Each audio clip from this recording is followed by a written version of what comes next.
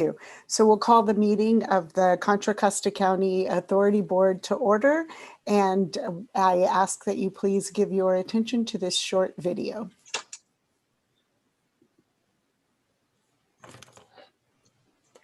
Due to COVID-19, this meeting will be conducted as a Zoom meeting pursuant to the provisions of the Governor's Executive Order N-2920, which suspends certain requirements of the Brown Act. This meeting is being live-streamed on the CCTA website. The chair will call upon members, staff, and other speakers by name. Please speak clearly and state your name before giving comments or remarks. Persons participating via Zoom with their cameras enabled are reminded that their activities are visible to viewers. Members participating by Zoom wishing to speak should physically raise their hand and unmute their mic when called upon. Members should remute their mics when done speaking.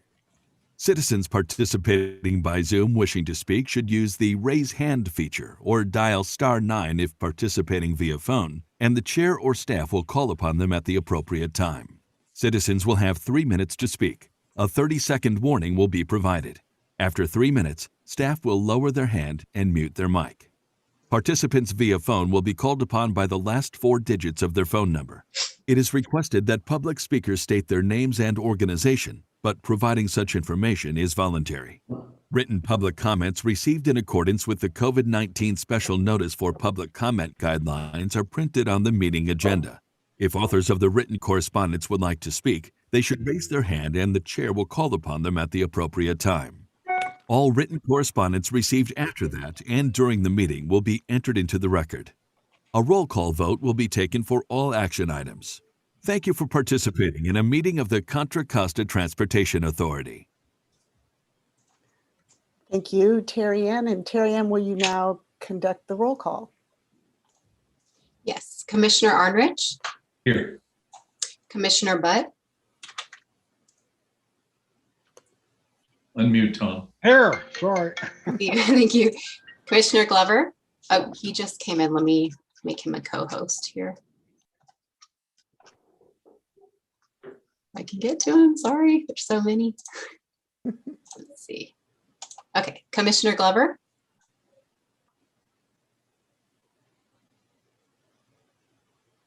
Is he there still? I'll come back. Commissioner Haskew? You have to unmute, Luella. Yeah. Oh. Here. There we go. Thank you. Commissioner Hudson? Here. Commissioner Mitchell? Here.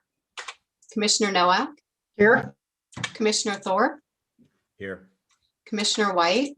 Here. Vice Chair Kelly? Here. Chair Geringer? Here. Commissioner Glover? Here. Representative Allen? Did not see her come in. She's absent. Representative Powers? Here. Representative Worth? Here. We have everyone present except for Representative Allen. We also have Representative Alternate Foley with us.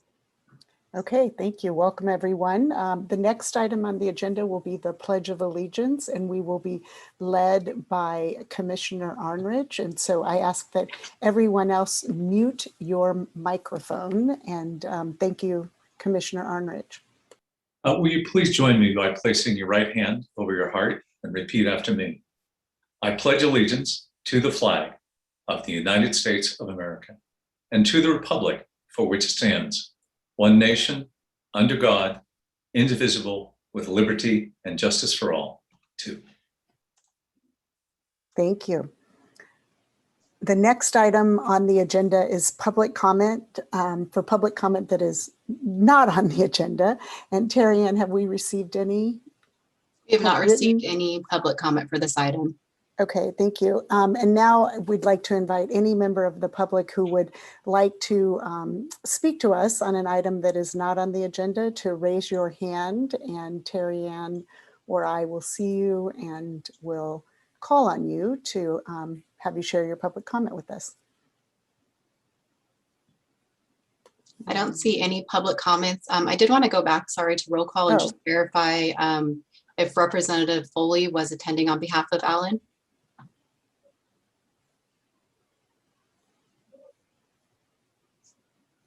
Representative Foley, are you present? I see him in the participants, so I'll go ahead and count him as present for Alan. Okay, thank you, Thank you. Terry Ann. And so I didn't see any hands raised. Did you? No, Okay. no hands raised. Okay, thank you. So we'll move on. And this evening we have a presentation from staff at the Metropolitan Transportation Commission and Association of Bay Area Governments to provide an overview of the draft Plan Bay Area 2050. And I understand that it will be introduced by John Wong. So John, I see John. Yes, There we good evening, Chair Geringer. I'd like to introduce this item. So this is the Plan Bay Area 2050, and the draft has been released. So we have Dave Alton from MTC to come and present tonight. Thanks, John, and thanks to all the members of the board. I'm happy to be here to share an overview of draft Plan Bay Area 2050 with all of you. I'm just going to quickly share my screen here. All right. So I'll be walking through just the highlights of what's included in the draft plan, which was released in late May, and give you a sense of the remaining steps of the long-range planning process at the regional level as we work to complete a 4-year-long effort to refresh and rebuild the region's long-range plan. So just as a refresher, Plan Bay Area 2050 is our long-range regional plan for all 9 counties, 101 cities in the San Francisco Bay Area. It's slated for adoption this fall by MTC and by ABAG. In 2018 and 2019, we engaged with tens of thousands of Bay Area residents to craft a vision for the region's future, which was approved in 2019 and states that we're working to make the Bay Area more affordable, connected, diverse, healthy, and vibrant for all residents. The plan is defined by its strategies, 35 in total, which will give just the highlights of those tonight, and cuts across 4 elements. So this is intended to be a more comprehensive regional plan that connects transportation, housing, the economy, and the environment, really connecting the dots between these various aspects of our region's future. As I mentioned, the release of Draft Plan Bay Area 2050 really culminated a multi-year effort where we looked at different public policies, different investments, and tried to understand how they held up in an uncertain future and how they would advance our social equity goals for this plan. And the prioritized strategies found their way into what was known as the final blueprint, or now known as Draft Plan Bay Area 2050. Public engagement has been central to our efforts. We've held more than 280 public meetings and events, as well as more than 60 stakeholder events. And that's generated over 220,000 comments that have informed the plan, interacting with over 19,000 participants, both in person and virtually, over the 4 years we've been working on this. We also put a greater emphasis on connecting with communities that don't always have as large of a voice in the planning process, youth, unhoused populations, non-English speakers, and low-income populations. So let me just walk through the highlights of the plan. It really all starts with where we are focusing growth and where we are trying to protect.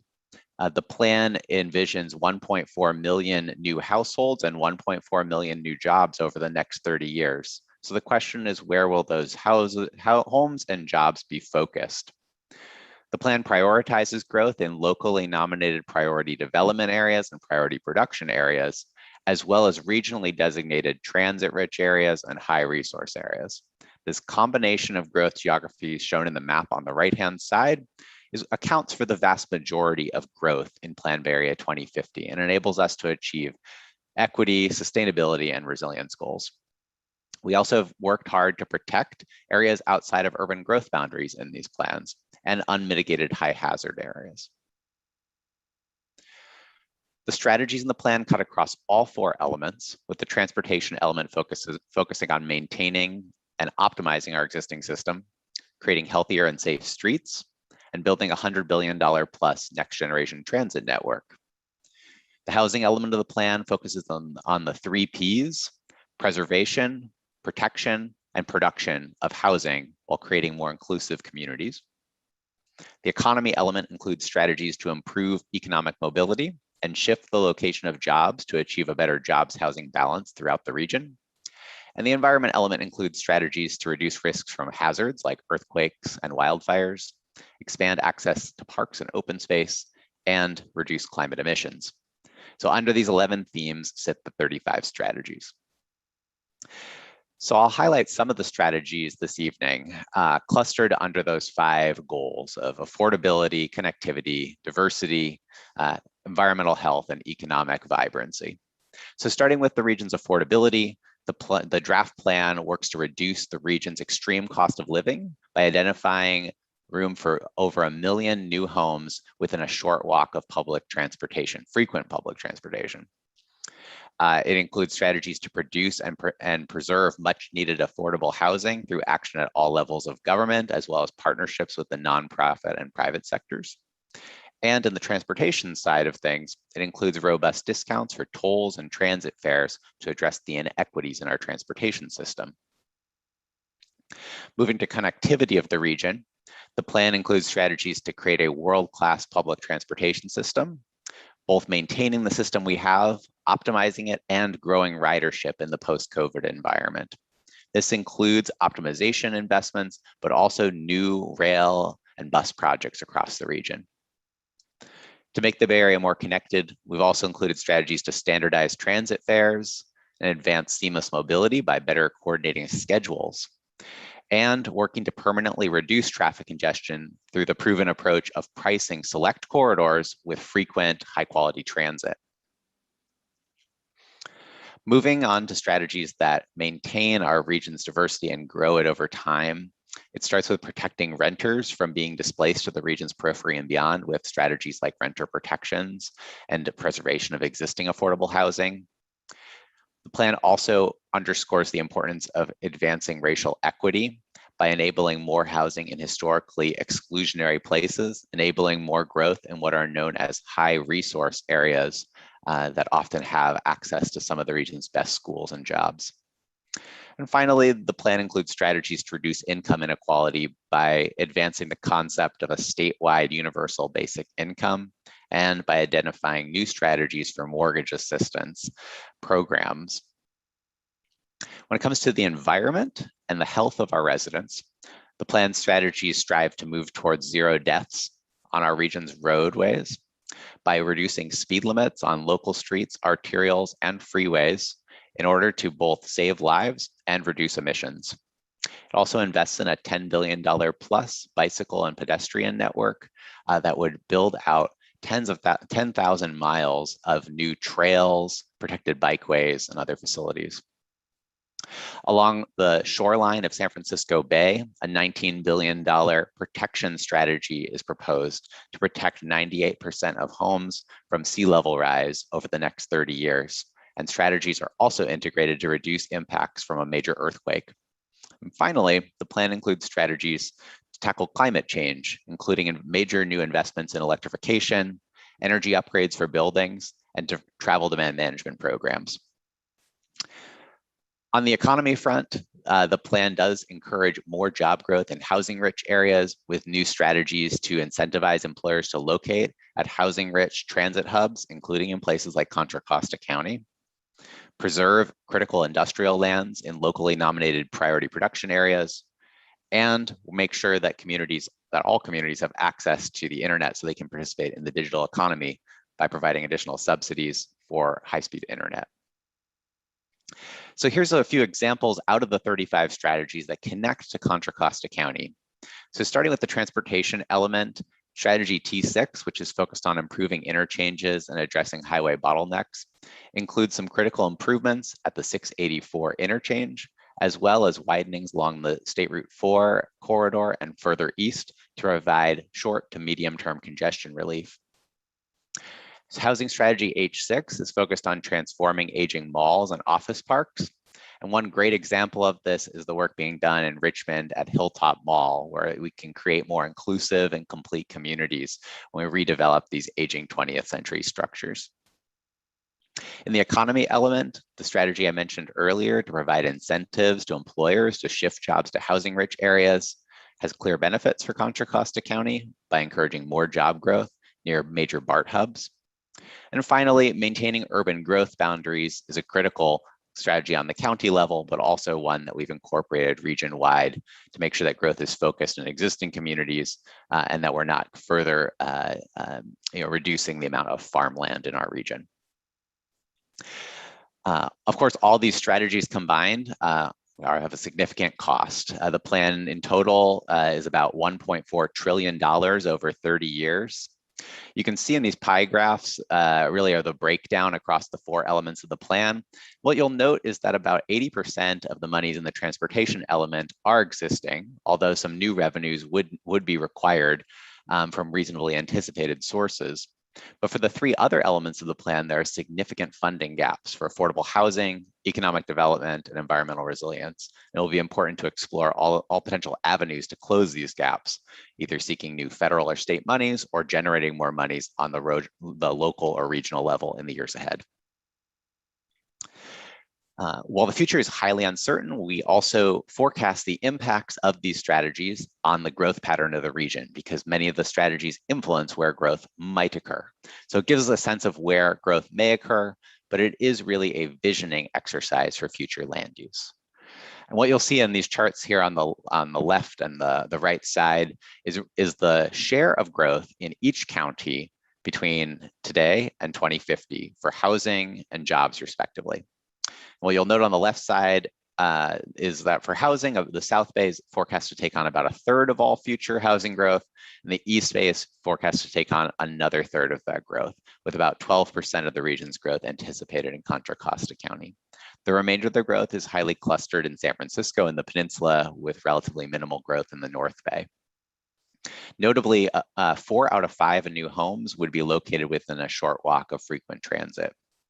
On the job side, the picture is relatively similar, and this was intentional as the strategies are designed to match housing and jobs as closely as possible. And you'll see again, the story here is about 1/3 of all future job growth is located in the South Bay and a similar share in the East Bay. So just some highlights of what outcomes Bay Area residents might be able to see if the strategies are implemented over the next 30 years. We project that the 35 strategies would help bend the curve of affordability in this region, which we've really reached an extreme point of high housing costs and a high cost of living, bringing down the share of a household's budget they spend on housing and transportation by 13 percentage points over the next 3 decades.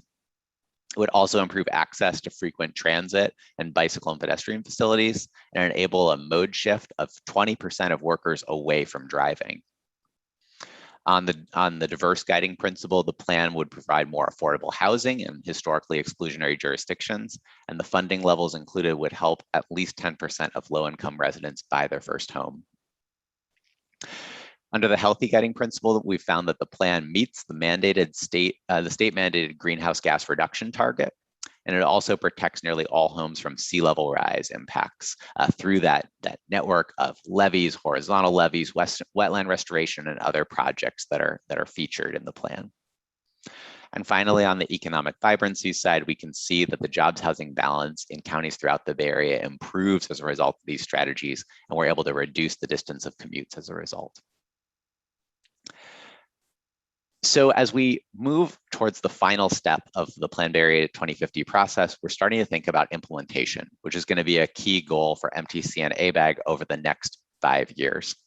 And so we're starting to translate these 30-year bold strategies that would be advanced across a wide variety of levels of government into specific actions regional agencies can take to support our local partners and other partners outside of the public sector. So we've looked at every strategy, determined what success factors MTC and ABAG have today, whether that's the authority, financial resources, technical capacity, or public or political support, and where those gaps are as well, and identified a proposed role for each strategy, whether we would lead, partner, or support. But recognizing that for every strategy, partnership would be key to advance its success. So we're moving into this final phase, the implementation plan, where we are working closely with our partners, including CCTA, on looking at how we advance each of these strategies and what are the actions that we and our partners take.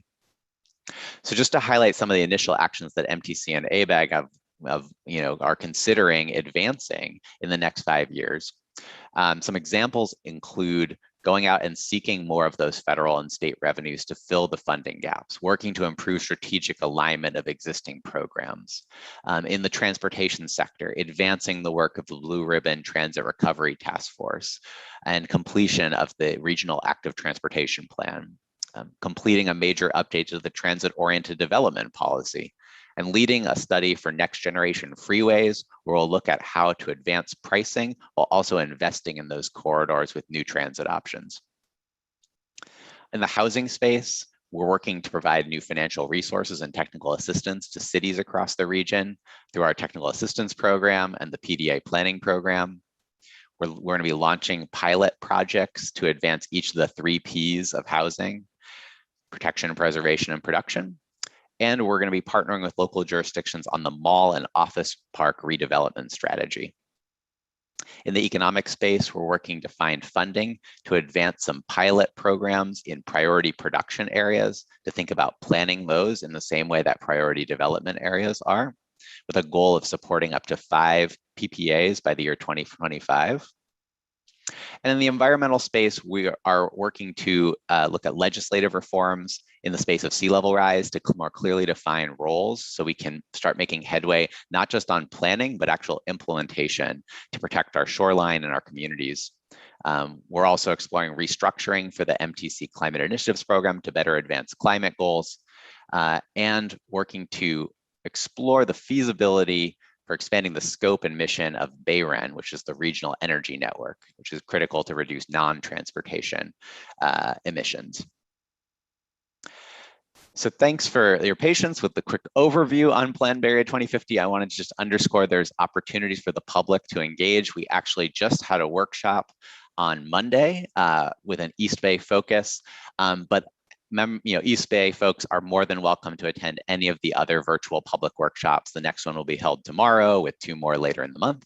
We're also holding regional public hearings, again, virtually, with the next one of those happening next week. So you can find more information on these on the Plan Bay Area website if you're interested, and we hope you'll help us get the word out about the events. With that, I'll note that Draft Plan Bay Area 2050, its implementation plan, the supplemental reports, and the environmental impact report are all out for public comment, and the public comment period extends through July 20th. So thanks for having me this evening, and I'm happy to take any questions.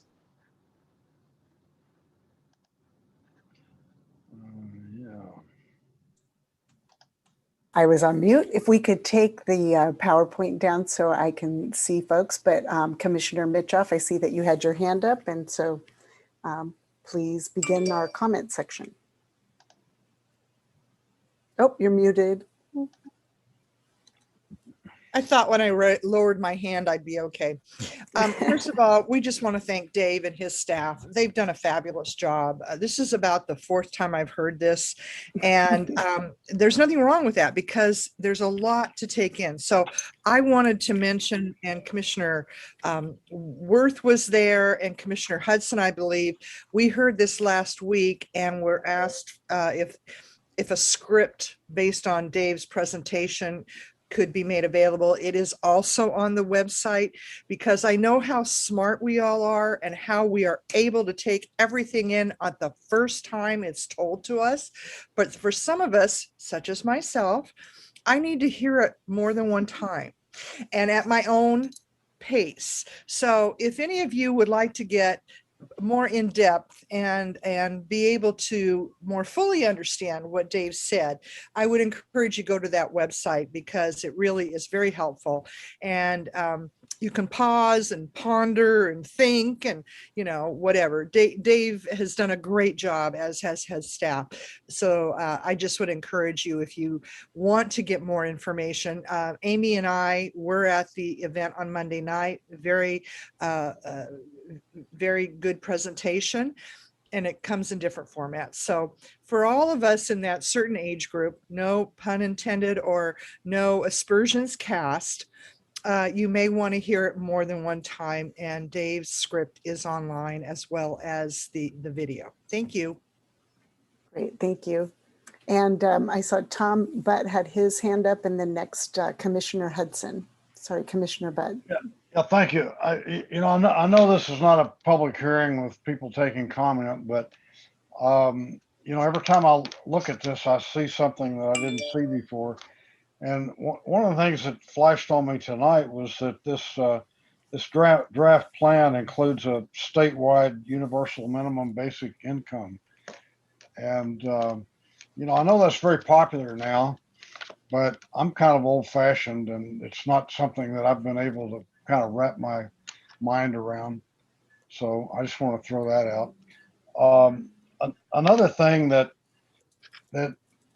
might there might be a way to get it done through adoption of this plan, and that is something I've run into in Richmond, and that is let's say you have a priority development area, which is designated as a priority development area because it's a place you want to focus growth to reduce greenhouse gases, right? And reduce long commutes and all that stuff. So what happens is you have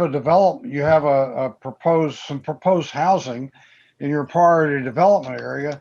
The EIR comes back and it says, oh, that's going to increase greenhouse gases, and therefore you have to adopt a finding of overriding consideration.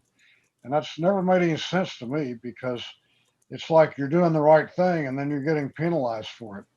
So those are just comments for whatever they're worth. Thank you. And I'm sure Dave is taking notes. So in addition to the other commissioners who we have on our authority board. And so Commissioner Hudson. Gosh, I wanted to follow up on what Karen and Tom are saying, but I'm going to be good.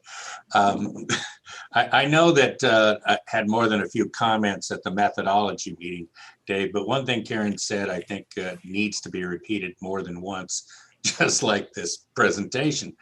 And that is the job that you and Jillian did on this.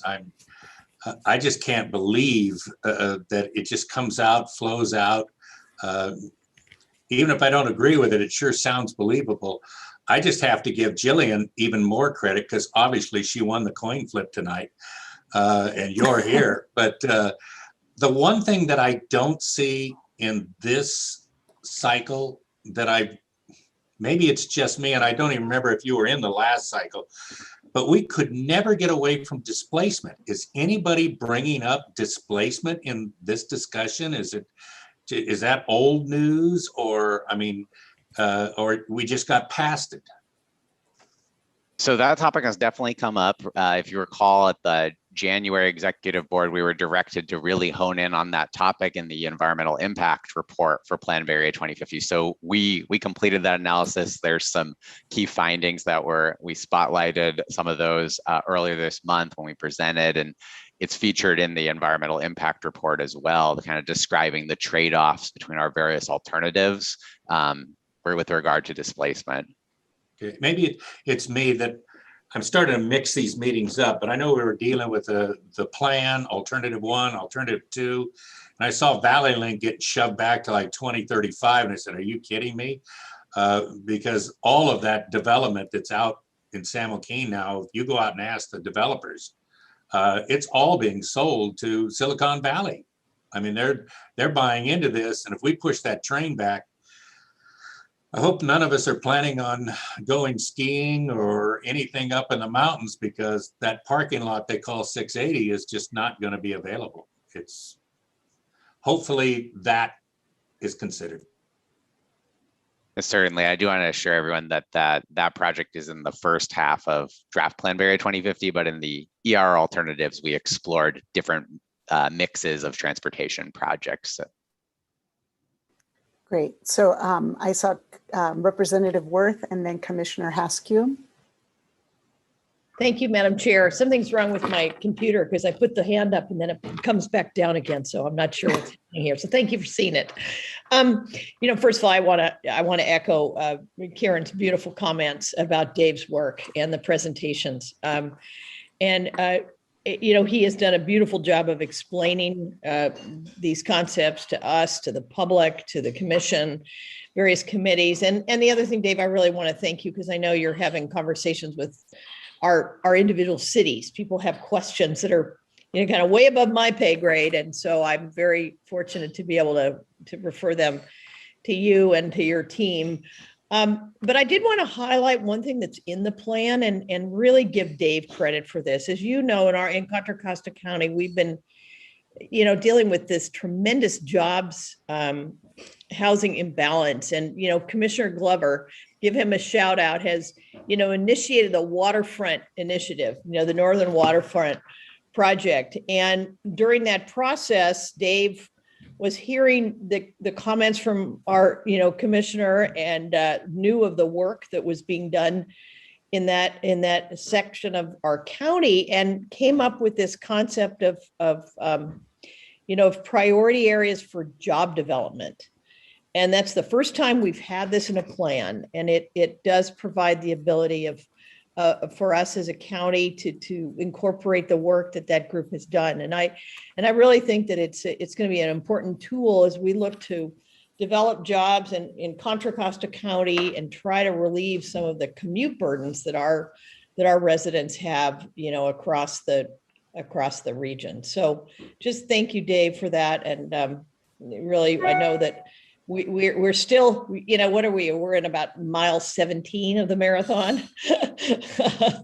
And so thank you again for being here with us tonight and for your availability and your accessibility and your leadership and moving this forward, helping us. So thank you. Thank you. Commissioner Haskew? Yes, thank you. I don't have as much wisdom as the prior speakers, but there was one slide that piqued my curiosity. And your commentary said that Contra Costa, and it was the comparison of the job growth and the housing growth. And on that slide, it was, I think, 8% housing and 9% job growth. Those are essentially, to me, parity. And that, in order for us to really make a difference in the job growth, it assumes that we are starting out at parity. And I don't believe there's a person in this room that thinks parity of jobs to housing at this moment exists. So do you have any kind of guidance? Did I miss something, or what is it did I not understand?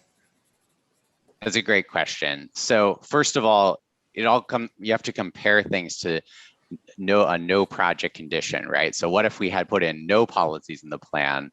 What we saw with that is that there was even less job growth and more housing growth in Contra Costa County. So by pursuing the strategies that were put into the plan, which was obviously a set of 35 strategies, it was a compromise, it was informed by a lot of public feedback in 2020, we were able to bring those closer together. And the other thing to remember is it is a little bit of a mathematical question. The denominators are different. So if there are more jobs than households in the region. So if we're able to keep those things on parity, we're actually improving the jobs housing ratio for Contra Costa. And I can dig that up here just in a minute, just to kind of give you the statistic. But we are able to improve the jobs housing balance as a result of that growth pattern. Thank you. So Commissioner Arnridge, and then Commissioner Hudson, and then others want to raise your hands, and then we'll go to public comment after that. Commissioner Arnridge. Yeah, thank you. It's a great presentation. The story is great, but the facts are a little off. And what Luella was just talking about is the reality. And this is a really great plan. Our previous plan was a really great plan. The pivot we've made is to go away from reality. When we have a vacant property and you choose to develop it, it's a net add to whether it be jobs or for housing. And those are great. Those are the ones where that's reason why we have an urban limit line trying. We got a lot of vacant property that needs to be developed. Unfortunately, parts of our county, both city and county areas, that we are forced through our RENA allocation numbers, and particularly the ones this time for our county, we're actually providing, just like we did in the last cycle, we're providing more housing, and the jobs are still elsewhere. So we have a negative deficit on jobs. Every housing project in Let's take La Miranda area. Let's take Danville, San Ramon. And Danville, La Miranda, it knocks down a job center in order to build a housing project, period, without exception. I know, I have to do it. There's no other property available. There's no reality between building time. This becomes fantasy. Great principles thing. Vehicle mile travel, we're doing the opposite. Our jobs housing balance, which we used to call smart growth, is based on building jobs and housing in balance. We're not. We have a huge deficit. Otherwise, why are so many people from this county going to San Jose, Silicon Valley? Because they didn't build housing. So we're being forced to put a disproportionate share of housing.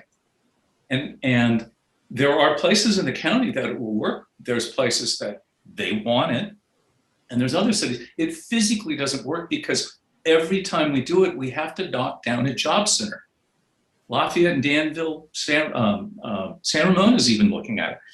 Bishop Ranch, one of the most successful ranches, they want to build 4,500 housing units. How are they going to do it? They're going to knock down all those office buildings, all those great job centers. Yeah, there's some vacant land there. And why? Because it's worth more. It has nothing to do with about providing affordable housing. The scapegoats that the state has done, we had a beautiful project, 144 units. It was labeled affordable housing project. State law let them build 9 affordable units. All of us have higher standards than that. So great plan, beautiful presentation. If we could do all, it'd be wonderful. The reality though, is the jobs housing balance is false. It does not work. It's going to make Contra Costa worse on that, period. There's no argument for it. You can look at analysis and stuff, and that's the difference between when you tell a fairy tale. It starts off once upon a time. And you tell a sea story and you say, no blank, this really happened. Well, guess what? We're on the sea stories. We know exactly what happened in Contra Costa County. It's physical, it's real, and that's why our freeways are so overcrowded, because everybody has to leave, and we're now being forced to knock down more job centers. So that reality, aside from a wonderful presentation, is just not going to happen in this plan. And there's no evidence. You can talk till you turn blue. There is absolutely no evidence that that is a true statement, that it's going to work. It is out of balance already. This does nothing to fix that. Thank you, Newell. I had said Dave Hudson, Commissioner Hudson, and then Commissioner Glover. So go Oddly ahead, enough, Dave. we just heard from Walnut Creek and Danville, and those are two of the people that were laughing at me when I said, you're being asked to build too many houses. Newell thought I was crazy when I said, you shouldn't have any houses, we should have them. And we did get them. We took the 4,500 that he's talking about. The 400 more will knock down the business. The difference is we had to modify an agreement that said, or that allowed the owner to transfer his commercial growth to housing. And he thought I was just as crazy when I said, no, you can do the 4,500 homes and you have to keep the commercial, because I don't know where we're going in the next cycle. And that's part of the problem, we don't know. But I think it will help. I sent an email to Jillian on this too. When we get into the appeal process, I think Karen and I are on the administrative subcommittee on that one, to get that graph that shows you where we are right now in growth of jobs and growth of housing. Because to me, the biggest disparity was the peninsula. I know they're getting a lot of jobs and they're building a lot of homes, but they're so far behind that I don't know if we're going to be caught up, even if we do build everything, if we were able to do the whole 441,000. But there's going to be a mid-cycle that comes up also, and we're going to have to start looking at what we're doing now before we've even approved the plan, because we're going to have to approve some plan. There's just no way. We have to have a transportation housing plan melded together. It's just, that's the law. And I don't know how people are going to make it, but I think we're all going to try and do the best we can. And I can tell you right now, I'd like to get a copy of what option 6A was, because if I make that option and I can't make 8, which we did, when the mid-cycle comes up, if I'm still around, I'm going to be pointing to it. But That doesn't take away from what we told you, Dave, you and Jillian, the whole crew, putting this thing together when it isn't just Contra Costa you had to listen to. I mean, I listened to Santa Clara and I listened to San Mateo. Everybody, and I know we're going to be hearing from San Francisco.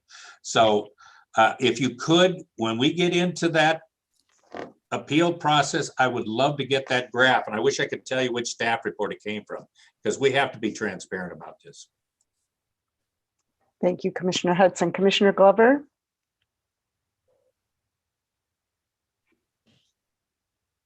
Thank you, Commissioner Worth, for speaking of the Northern Waterfront, and Dave for your emphasis in trying to drive that home, because one of the things that we have continued to talk about in Contra Costa County, and we have to speak with a louder voice, that as we are planning, we can no longer just look at parts of our county or regions within our county and think that we're going to put all the affordable housing up in one particular location. Now, affordable housing is going to have to be spread across the board, but how do you do that? I appreciate your comments, New, in terms of areas where there's not the option in many cases to put that affordable housing. We have continued to be housing rich and job poor. And in terms of how we are going to make that transition is what I've talked about for years, and the members of this body has talked about for years, but that interjection has to be done at a greater level. Our voices in Contra Costa has to get louder. We have to talk about those inequities because they exist within every plan that's been presented thus far. And if we don't start getting a little bit more vocal on this, it's going to be a part of this plan also, that we're not going to do reverse commute. That's going to be good for our transportation system, our transit system. We're not looking at how we bring the jobs to our area, in particular pockets of Contra Costa. So, you know, we're going to be that voice that's speaking low and not going to be heard. But I do appreciate the work that's been done, and my colleague that I serve with and those that are on ABAG that are starting to speak up about this. But we got to get louder or we're going to be lost. Thank you. So are there any other board members or representatives who would like to make a comment on this item before we go to public comment? Commissioner Nowak? Thanks. I wanted to reemphasize Newell's comments because I think they're really important. Pleasant Hill's revenues, 40% are from sales tax dollars. And in looking at building homes in Pleasant Hill, I think our RHNA numbers are 1,800, and we only have about 10,000 units as it is currently. So that's going to result in having to use some retail or commercial sites that will bring revenues down while housing increase our costs, and how the cities are going to address that financial imbalance as well in those kinds of circumstances is something we have to take a look at. Many of us are facing, increased PERS costs over time. And if we have increased costs as a result of significant housing increases and decreased sales tax revenues, certainly in Pleasant Hill's case, that's going to put us in a financial bind as well. So I just wanted to follow up with those comments. Thank you. So any other comments from commissioners or representatives? Okay. Representative Allen. Oh, Representative Allen, go ahead. Thank you. Thank you, once Terry Ann. again, I'm not sure why on this meeting I do not have a raise hand function. So maybe Terry Ann and I can talk about that offline. But anyway, I want to thank all of the comments that particularly Commissioner Arnerich and Glover. You're right. You're right. We do have to get louder, and we do have to stand up, and we do have to talk about what the other areas of the Bay Area are doing with respect to this plan. So I won't say it all again. I just want to wholeheartedly agree with you. Okay, thank you. And anyone else? Terry Ann, do you see anyone else's hands raised? No more hands raised, but if you do want to raise them, you can use the reaction feature in your toolbar. Or if we are moving on to public comment, we Well, do. Looks like, yeah, and I was going to ask, Oh. have we received any written public comments? we have not, but I do see Kristen Altbaum. Did you want to speak on this item? Let me Yes, go ahead. And mute you. Thanks, Terry Ann. Go ahead, Kristen. Thank you. Yeah, all I want to say is Newell for MTC president. Okay. This guy knows his stuff. I want to go have coffee with you, Newell. You're amazing. You said it. You nailed it.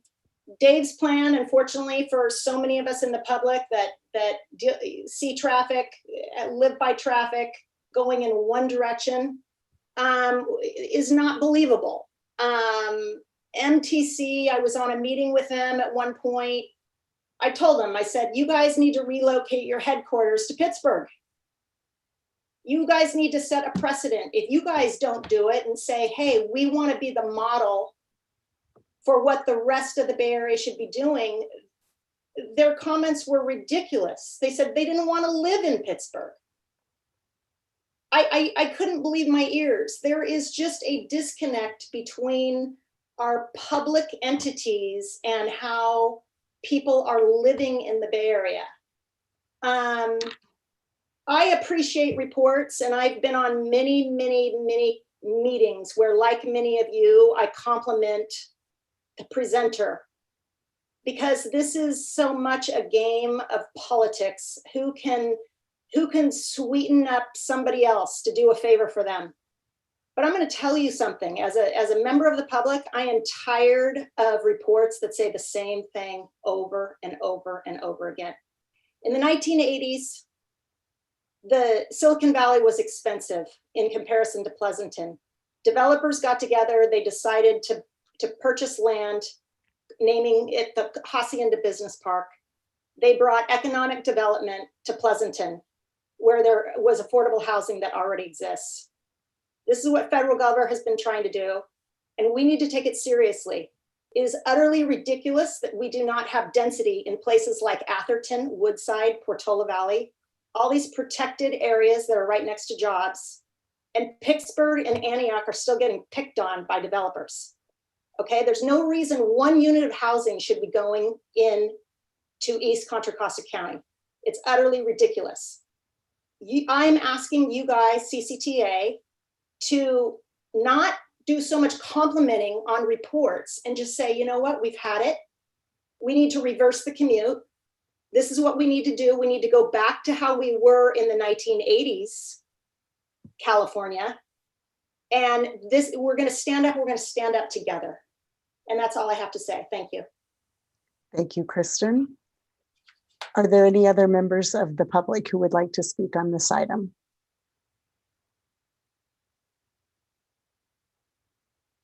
Okay, do you see anyone? I don't see any other public comment.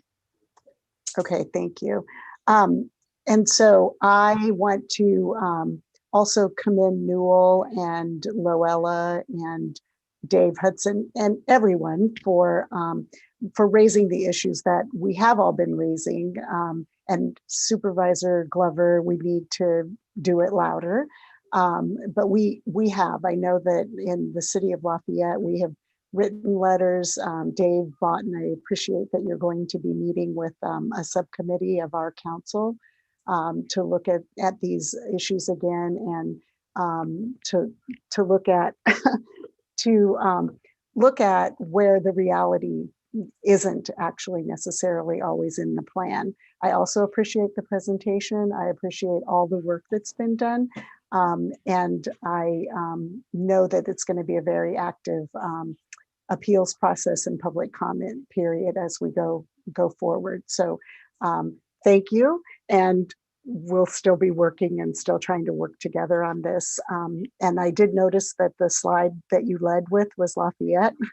And as of right now, that's where our housing units will have to go because, and as Newell pointed out, it will result in us losing those job centers. We've already had to approve some to meet the current 5th cycle numbers. So anyway, everybody has said it, and I do want to thank you. And Terry-Ann, I noticed that I'm asking for a motion, and is it just to receive the plan, the presentation and the update?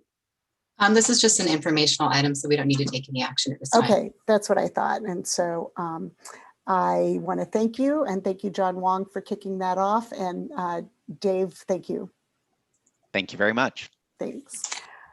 So I got ahead of myself. So it's the consent calendar that we'll be voting on. So the next item on the agenda is the consent calendar. And first, are there any commissioners who have any items that they would like to make a comment on, remove, or pull? I don't see anyone. Terry-Ann, do you? No, I don't see anyone. Are there any members of the public who would like to speak to an item on the consent calendar or pull the item? And I'm not seeing. No public comment. Okay, do I have a motion to approve the consent calendar? So moved. Thank you, Commissioner Arnridge. Do I have a second? Second? Thank you, Commissioner Nowak. We have a first and a second. And Terry-Ann, will you please conduct a roll call vote? Commissioner Arnridge? Yes, thank you. You're welcome. Commissioner Butt? Yes. Commissioner Glover? Yes. Thank you. Commissioner Haskew? Yes. Thank you. Commissioner Hudson? Yes. Thank you. Commissioner Mitchoff? Yes. Thank you. Commissioner Nowak? Yes. Thank you. Commissioner Thorpe? Aye.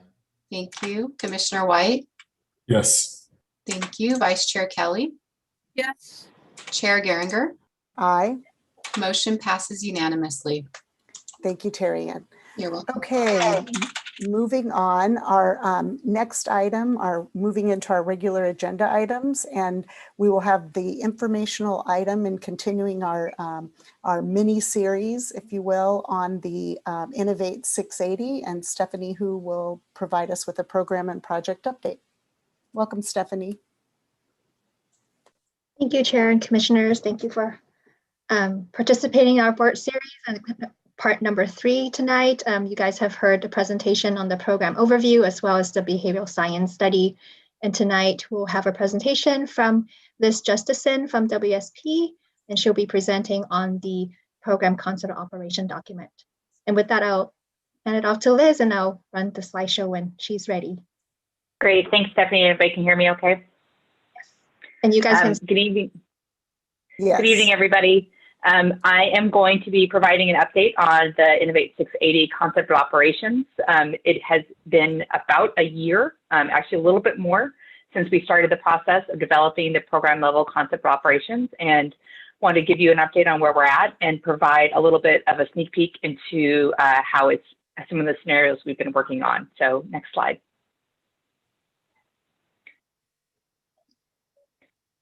So just starting off with a little bit about what a concept of operations is.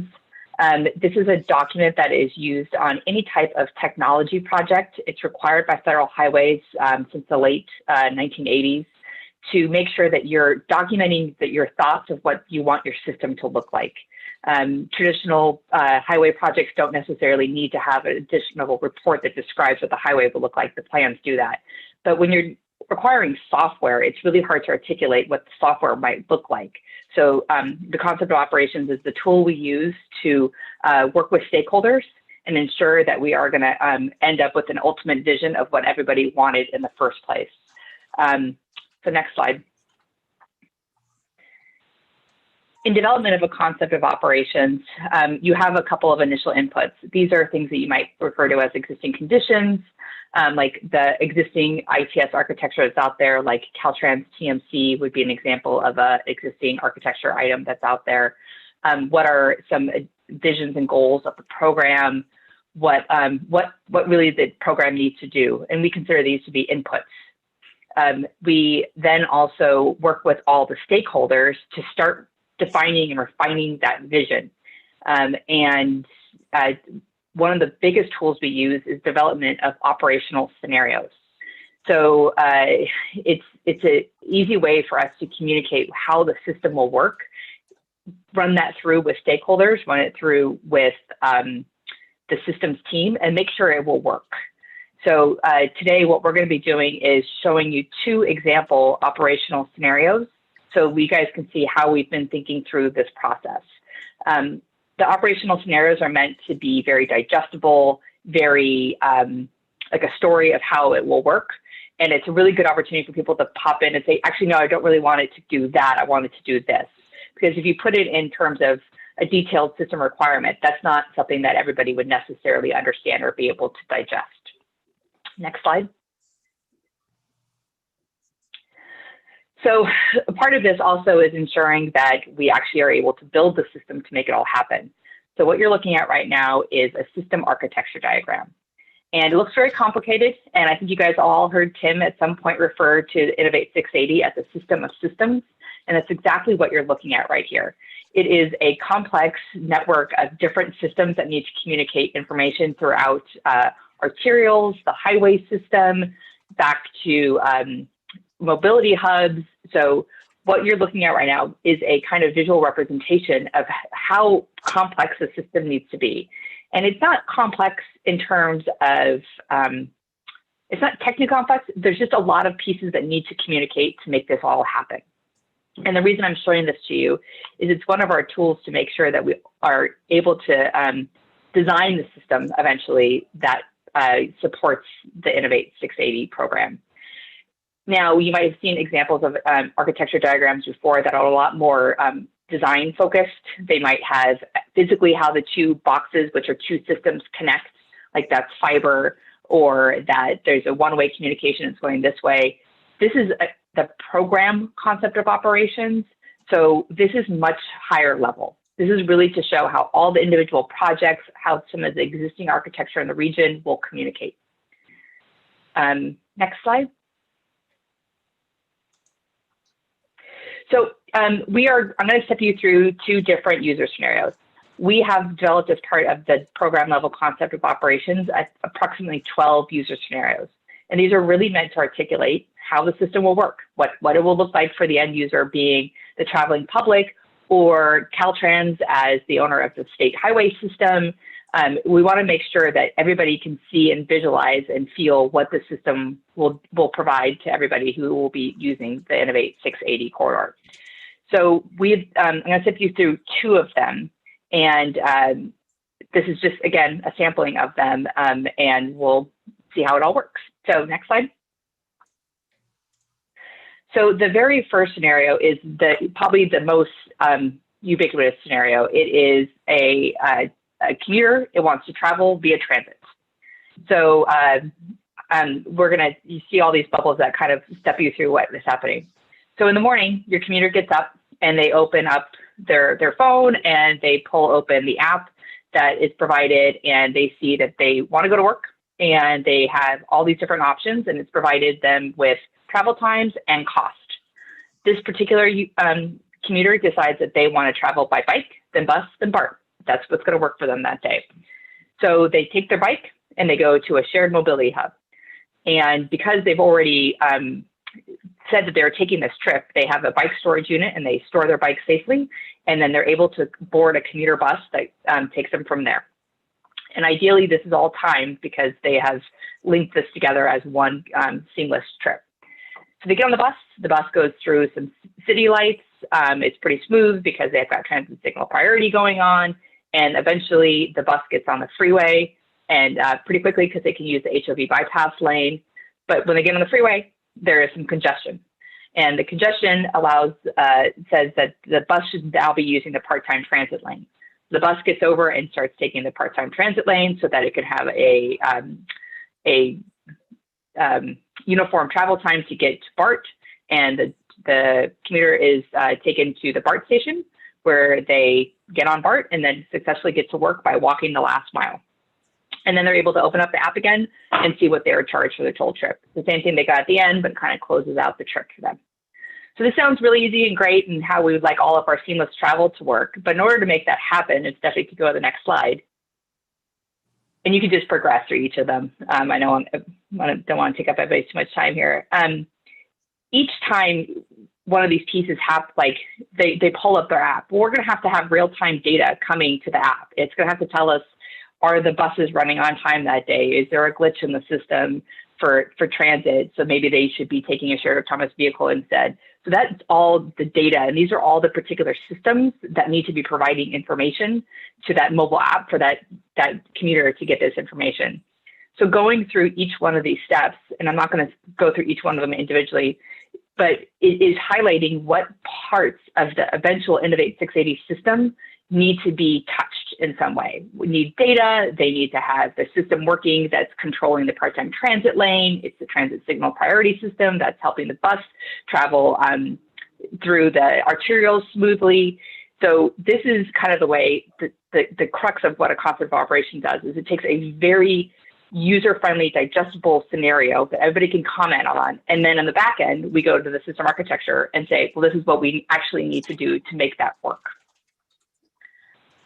Next scenario we can go to is a commuter, not a commuter, a user who is going to go shopping. I think maybe they're shopping. I can't remember exactly. Either shopping or going to, shopping center. So same thing. They get up in the morning, they pull up in their app, and they want to go to the shopping center, and they see that the best option for them is to take a shared autonomous vehicle. So through the app, they're able to hail that shared autonomous vehicle. It comes and picks them up at their home. And from there, they go to a shared mobility hub and they pick up more drivers because we want to make sure that our shared autonomous vehicles are carpooling, that they're using the most amount of drivers possible. From there, the travelers, the SAV will be able to also smoothly run through the arterials because it's getting information, live information about the operation of arterials, make smart decisions, and take the fastest route based upon the now carpool's need. They get to their final destination, and the same thing. They are rewarded with a nice little piece of information about how all that went and what their final charge will be. So again, going to the system architecture diagram, what needs to happen in order to make all that work? And so stepping through each of the pieces, each one of these systems is going to need to be providing data, connecting real-time information to ensure that this end user, the shared autonomous vehicle knows where it's going, the end user knows what time it's going to pick them up, that they know the best way to route to get as many additional people in that shared autonomous vehicle so that we're not doing single occupant vehicles while we do this. And so I think the point of doing all of this is to make sure everybody sees how complex it is, but really it's a system of data sharing and communicating between multiple systems in real time to ensure the richness of data is accurate, and so it works for all systems and end users. So that's a little snapshot of where we're at. I think the next slide provides a little bit more context on our timing and how everything's been going. We do have a draft. You could go to the next one, Stephanie. We do have a draft document that was submitted to all of the technical advisory committee members back in April. We've received comments back from almost all of the agencies in the working group. We've been holding one-on-one meetings with all the agencies to get their comments and make sure we're understanding their comments and giving the right context for them. And we're looking to have a revised version of the draft program level concept of operations in July. Once we've been through that, our next steps will be to further along how this actually be implemented with a focus on looking at operations and maintenance, and then also some of the additional systems engineering documentation that is needed. And I think with that, we can take any questions. Thank you, Liz, and thank you, Stephanie. So are there any members of the Authority Board who have comments or questions? Commissioner Arnridge. Well, first of all, this is an exciting program. It does seem pretty technical right now, but in a very simple way, we all have used this without realizing. It's just on a smaller scale. So for the past 3 years, almost all new cars sold in the United States have what's called CarPlay. So you take your smartphone, you connect it in your mapping system, your voice command. What's really important is that mapping system, and it changes literally every month. It tells you how long it's going to take, which is really good information. So as a driver, you have a tendency, oh, I don't have to hurry. It tells me I'm going to get there. And as an accident pops up, it tells you that. It gives you the alternate route. So that we have, but what we don't have is everything that's pulled together in one source to get you from out of that car to the transportation to all of that. So what makes this complicated is the integration of all those technologies. There's a lot of rich data out there, but this is really the first of its kind, and it's a big undertaking. But the reality is we know these little bits and pieces work really well, and they give confidence and trust to people who have been using them. And whether you're on a bus, like in the San Moon Valley and La Miranda had a similar bus system, but we were able to add on our traffic school bus congestion relief program. The biggest problem was the buses come up 5 minutes late or even 3 minutes late, and parents go crazy. This is their child. This is kindergarten all the way through high school. The phones start ringing. Once that app came out to tell the parent that bus is 2 minutes late, it will be here right at that time, because it's real-time delivery. As it rolls up, it says the bus is there. You can literally walk out of your house, take your child, and it's amazing how data makes things work better, and it also gets rid of all that stress, and then people begin to trust it. So what Liz is talking about, it is complicated, but we're the first agency to help step in this arena to pull it all together and get you from point A to point B, from a car to a bus to a bicycle, to all of those multi-modes of transportation.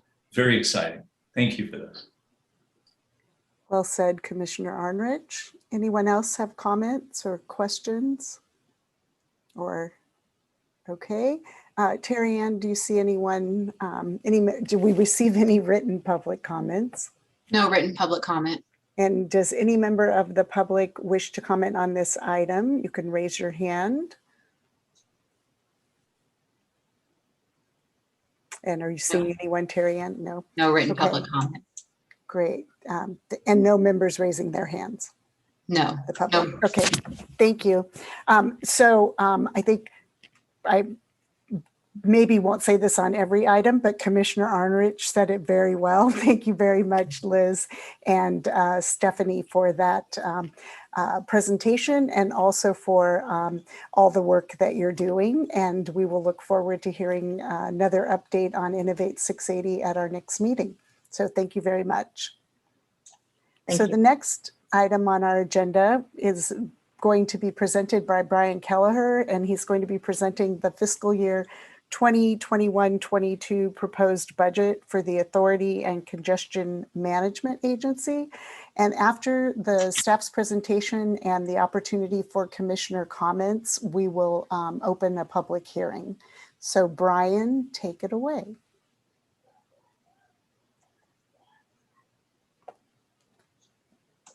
Good evening, Chair Karen Geringer and committee members. I am Brian Kelleher, the Chief Financial Officer for CCTA. Tonight, I'll go over the budget for next fiscal year that starts July 1st through next June 30th. What we have here is the proposed summary of changes. So we took last year's budget and what we have in this year. One of the big items here is sales tax revenues. The expenditure plan and everything that we do is all based around the sales tax revenues. We also have a lot of capital projects and a lot of other innovative projects that you've seen tonight that gets a lot of funding from federal, state, and local sources. Our investment and other income is just based on the money that we've collected since the beginning of Measure J that sits there waiting for the PED bike, the TLC, and the capital programs to continue to deliver the projects to each and every one of your cities. The other sources is the collection of money that happens in prior fiscal years. And so as we're building and putting money aside for the capital projects, that money sits there and accumulates interest earnings until it's time to build these capital projects. And these capital projects could take several years, and it also could take 10 years for us to get to the point to build this. So that $40 million of other sources is just money set aside to make sure that we have a balanced budget for this fiscal year. The project section you can see is a decrease from about 77 million from last year to 60 million. Again, as we're wrapping up the 684 and the HOV lanes on 680, those projects are coming to conclusion. And that'll also show in some of the other slides where our federal and state and local funding is starting to decrease. We haven't lost any funding in any capacity because of COVID or anything related to the authority. It's just the timing of the expenditures and seeking reimbursement. The program section is, the majority of that is all money set aside. So when we collect $98,000, there's a lot of money that goes back to the return to source for the local streets maintenance. That's about 20%. We also have money that goes to all the bus and safe routes to school programs as well. And so that money comes in 1 year and it also goes out that particular year as well. And the planning section, they have their projects, their CTPs, and they also have all of the other projects for the CMA function. The administrative section is the overhead for the authority, for our rents, for the staff salaries and different items to keep the business rolling. The debt service is getting the capital projects in earlier with the cost savings and refinancing as we move forward. And I'll get into a couple of slides with that as we move through the presentation tonight. So as we talk about sales tax, and every year we go back and we look at some of the great sales tax increases in 2018 and 19, as we were in front of you about a year ago, we thought that we were going to be all the way down to about $76.5 million with sales tax. And as you're seeing in all your cities, we're doing very well. And so when we came back with the mid-year budget, we brought it up to $94 million. I'll be very happy to tell you right now, it's at $77 million that we've collected for 9 months. And so our typical revenue for the fourth quarter that we're going to collect for the months of April, May, and June, we won't get the last payment for that until August. But that is typically around the 21 to 22, $23 million. So it could be very close that we could hit $100 million in sales tax revenue. In working with HDL, we work on our forecasts and we work on what's going on, and we look at all of our accounts and we try and make a fair statement for the next fiscal year. And we're going to go with about a $98 million estimate for next fiscal year. And as we're talking about the projected federal, state, and local revenues, as we work through the revenue section of the budget, you can see that there's no money in there for RM2 or 3. RM3 was set aside from McCollum Bridge project, but that's kind of been backfilled due to some legal issues with that, and that's going to be funded by ECRFA. The federal, state, and some of the local revenues there, that's all based on the timing of projects, and I'll show you a project sheet in another slide that kind of shows where all this money flows through to. The planning, CMA, and PDA functions, they also get about $1.2 million on an annual basis to deliver the programs. We also have a contribution from MTC for an SR4 express lane study. CMA function, we get external money to help fund that program and anything related to county-wide.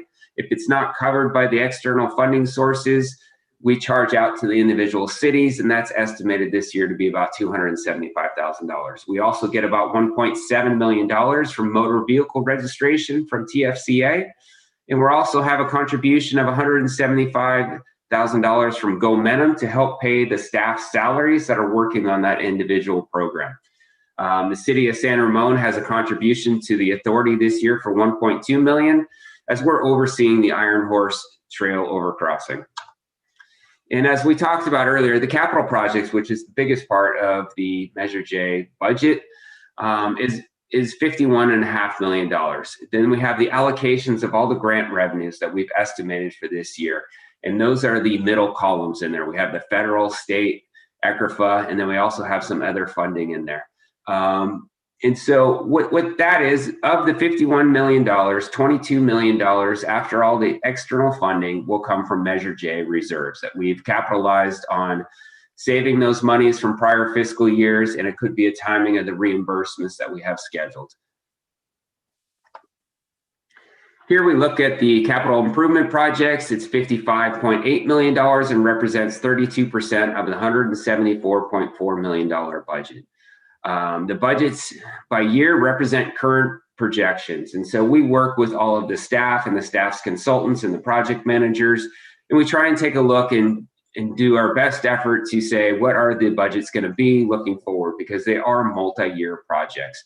And so as you can see, there's a decrease on the SR4 widening, and you can also see the big decrease on the I-680 SR4 interchange improvement of 15. It's just because we're completing the project. Next slide. Let's see. So our authority's salaries and benefits is roughly $4.5 million. That's a decrease of $332,000 from the previous year. The authority has an authorized 20 positions. Current staffing right now is about 18 employees. And included in the salaries and benefits study, as well as in my budget, we have the 2% CPI that's included in there as well. Just to talk about the annual PERS rate decreases. So over the years, we've made several lump sum payments to bring down our liabilities. And with that, we've been able to keep our rates relatively low for our Classic and Pepper employees. And as you can see, there's a very slight decrease because we are really close to being fully funded on the pension. And those numbers are always a year in the arrears, but those won't come to the authority until late August and September. And I'll bring you guys an update when the next time in front of you, in probably September. And then our OPEB contribution, which is our other post-employment benefits healthcare contribution. So we are at a point there where we've put money aside. We are overfunded. And so what we've been able to do is, through our actuarial analysis, we've been contributing 9.9% over previous years. And so with the status where we are now, I've reduced it all the way down to 2%. And so that's about $195,000 savings every year for the next several years, which looks pretty good. Administration. So the administration side, we take all of the employees, and what we like to do is allocate people to where they're doing the work. And so on the salaries and benefits side in the administration department, that's $632,000 and represents 0.65%. And in the strategic plan, we have a 1% limitation by Measure J. So as our numbers increase in our sales tax revenues, our percentages decrease. It's usually in the last several years was 0.72, 0.75% of the 1% limitation. Also, we have a very small decrease in our property lease. When we signed the lease several years ago, it had a month in there where we don't have to pay for our lease. So there's very small changes that we make on the administrative side as well. Our program side is an increase of about $6.9 million. A lot of the programs that we have, again, is all tied to sales tax revenue, so that's part of the increases. But the TLC and the Ped Bike programs, that's all a timing and an allocation. And when we work with your individual cities and the county, those projects move forward at different paces, and we have different budgets every year. Again, the local sub-regional street maintenance is about 20%. That's $19.7 million or $19.7 million for next year. And there's also the TFCA program where we allocate out about $1.7 million. And the Gomenham Station project is about $170,000 in consultant costs as well. So in the planning division, we have an increase of $1.7 million. And again, that's all timed to the multi-year projects that they start working on. They'll be working on the action plan update. We also have a subscription to Streetlight Data Plan for next year, activity-based model development. And so in the planning department, there's an $850,000 increase related to those projects. And in the CMA function, there's the VMT mitigation and Vision Zero implementation. And some of those costs in there are about $500,000. Salaries and benefits, we also allocate funds from the state planning and programming. And so their salaries are in there. And so for every dollar we spend, we also get money back, the $356,000 of that piece as well.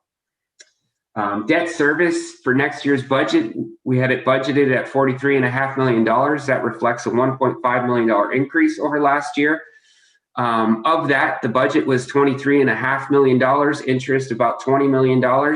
But as we updated at the APC meeting earlier this month, and as we talked to you guys back in May, we talked about the potential of refinancing our bonds, and I think we timed the bonds very well, and we hit the market at a great time.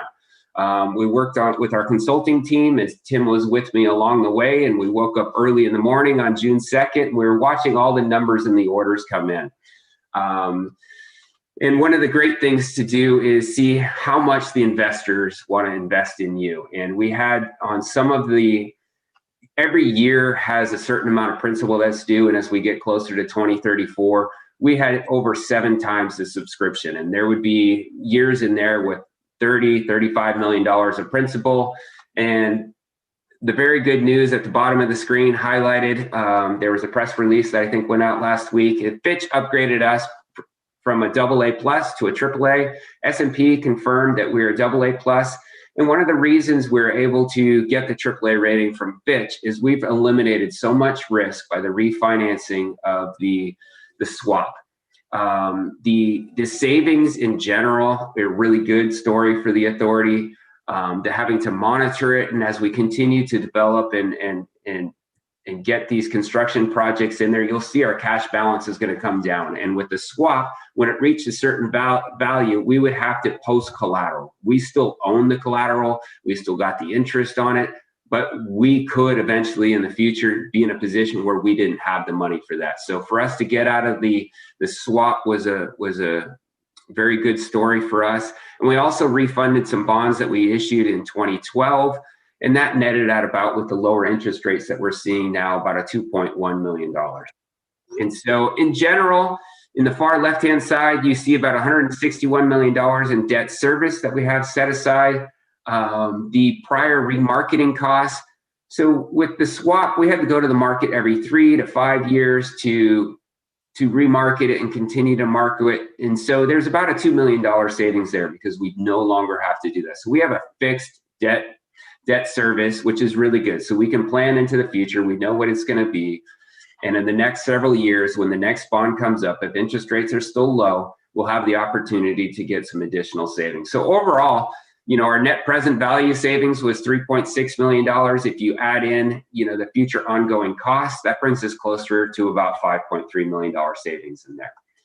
So with that, I seek approval for the resolution 21-33A to approve the capital budget and the Measure J budget for next fiscal year for the authority. And thank you very much, Brian. And that was great news. They came into the APC meeting following their early morning on the bond sales. And so very exciting news for the authority. So thank you for that presentation. Before I open the public hearing, are there any commissioners who would like to make comments? And I see Commissioner Glover, your hand is raised. Thank you. I just wanted to point out that we're a small but very mighty organization, and I just want to thank you for that report. All the work that's done with very limited resources, that means we've got pros sitting at the helm that makes this stuff happen. So thanks to our staff, very capable staff. Oh, thank you, Federal Iwasaki. Thank you, Commissioner Glover. Any other board members or commissioners that have comments or praise before I open the public hearing? Commissioner Arnrich? I would just add that as chair of APC, we got to do a deep dive through the budget. It's just extraordinary, as Supervisor Glover has said, how a very small group of people are so powerful. And when you see a bond that we're paying an interest of 1.38%, how'd you like to have a mortgage at 1.38% on your house? We have one for our agency and saving nearly $9 million. We're out of the risk business. We're done. And Brian didn't show it, but you look, because our costs go out to the future level. And as our sales tax go up, it creates a new gap to actually go back to our list and do those projects we didn't think we'd get to do. So really well done. And Tim Hales and Brian did an outstanding job selling 2 companies, which I don't think either one of them had been before that. Convinced them how good we are. They had to talk about how the board is, how consistent we are in supporting that, how we got through bad times in the economy. None of us as public agencies can get that kind of a rating. So really, really well done to a fantastic team. Agreed. Anyone else? I do want to just add again, I know we talked about it at the last meeting, but I want to again give a shout out to Commissioner Arnerich and Commissioner Nowak for their work on with Brian and with Tim on having all of the details worked out around the swap and the sale. And so thank you for providing your expertise and background there as well. So I will now open the public hearing for anyone from the public wanting to make a comment. If anyone would like to speak from the public, please raise your hand or press *9 and staff or staff will, I don't have the power to unmute your mic and will call upon you to speak. So the public hearing is open. Terry Ann, have we received any written public comments? No written public comments have been received. Okay. Madam and Chair, I'll move the item. Okay. Do we have any public comments? Second. Yeah. So we have I'm that, sorry, but I thought you said we didn't have any public. oh, comment. no written, but do we have any other further comments from the public? I see Kristen Altbaum's hand raised. Terrian, can you unmute her microphone? Yes, I'll unmute her. Brian, can you, we actually had a public comment speaker slide, and it while we were tracking the background on the last public comment, we did forget to share it. So okay, I'm going to share that now, and then I'm going to go ahead and unmute Kristen, and you can go ahead and speak now. Hi, thank you. I don't know if this relates, but I just wanted, since we're talking about fiscal management, to just give a plug to Streetlight. I know that they are trying to pen a deal with the CCTA, and I think there might be some city holdouts where there's also some cities that really want them to go be part of your team and be able to provide those real-time reports in just a fraction of the time that it takes for some of the employees to do those really difficult reports, putting the strips in the road and the car counting and the months and months Streetlight can do very quickly. So I would just encourage the cities that are holdouts to take a good look at Streetlight and maybe get that going sooner versus later. There's just because I want to bring some public perspective to you guys, and I'm not trying at all to be disrespectful. I just want you guys to understand sort of how the public thinks. There's a little bit of a running joke in our corridor that the reason Streetlight isn't on board with the CCTA yet is because there's job security in creating reports, okay? And that it's possible that the CCTA doesn't want to know what their real numbers and their bottlenecks are because they don't want to have to necessarily deal with that. They have a budget, they have priorities via the TEP, and they don't want to have to divert expenditures. So plug for Streetlight. That's all I have. Thank you. Thank you. Are there any other hands raised, Terry Ann? I do not see any other hands raised. Okay, so having received our public comment, we will now close the public hearing for the regular agenda item 8B for the fiscal year 21-22 proposed budget for the Contra Costa Transportation Authority and Congestion Management Agency.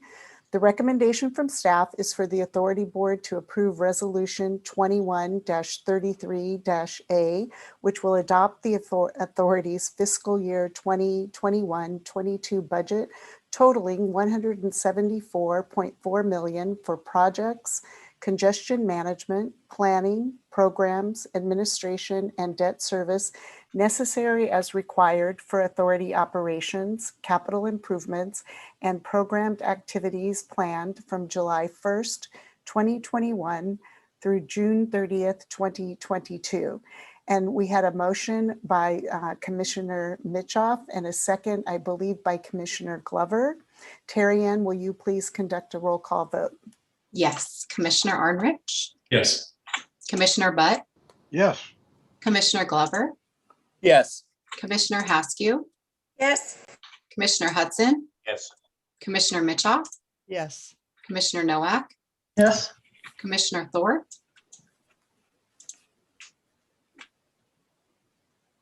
Commissioner Thorpe?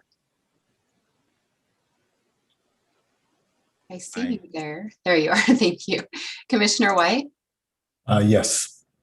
Vice Chair Kelly?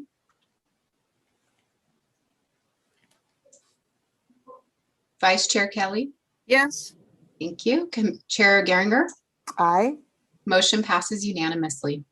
Great. Thank you very much. And Brian and Tim and everyone on the staff of the Authority Board, thank you very much for, as others have said, doing so much with a lean and mean team. So thank you very much for the presentation and the budget. Okay, moving on to our next two items, item C1 and C2. Will be related to the Innovate 680 Automated Driving System project.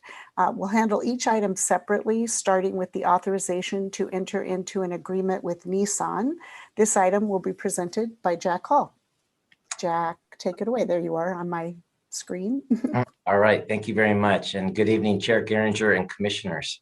My name is Jack Hall, and I'm the ITS Connected Autonomous Vehicle Program Manager for CCTA. This evening, we are asking for approval of two agreements related to our Innovate 680 Automated Driving System project and approval to utilize the Fund Exchange Reserve Program. And as you mentioned, we'll present the agreements one at a time. For the first agreement, we are asking for approval to utilize the Fund Exchange Reserve and authorization to execute agreement number 563 with Nissan North America to provide autonomous vehicle technology for freeway driving, multi-agent collaboration technology with public-private ecosystem, and data gathering management services for our Innovate 680 Automated Driving System program. Nissan will provide the following emerging products and services: assist with the development of the system architecture, data flow diagrams, concept of operations, system engineering management plan, safety rules and operations, validation of the data management plan, and system integration plan. Develop use cases for the following: short-term shared world model, long-term shared world model, and platoon speed harmony. Develop a detailed demonstration for augmenting roadside sensors and how AV data can be used to make safer maneuvers and protect vulnerable road users. Use cases will be demonstrated virtually on-site at Gomentum Station and at project sites. Nissan will perform necessary modifications to its connected AV seamless autonomous mobility communication hardware, AV software, and shared world model fleet decision making module.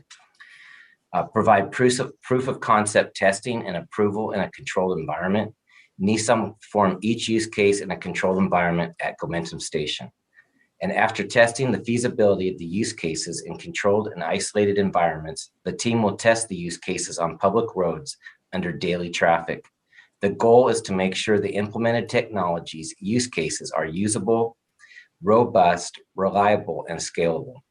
The team will collect and compare data before and after the scenarios to show improvement in safety, mobility, and operation of connected autonomous vehicles. In this task, the team will start measuring important metrics needed by the ADS grant.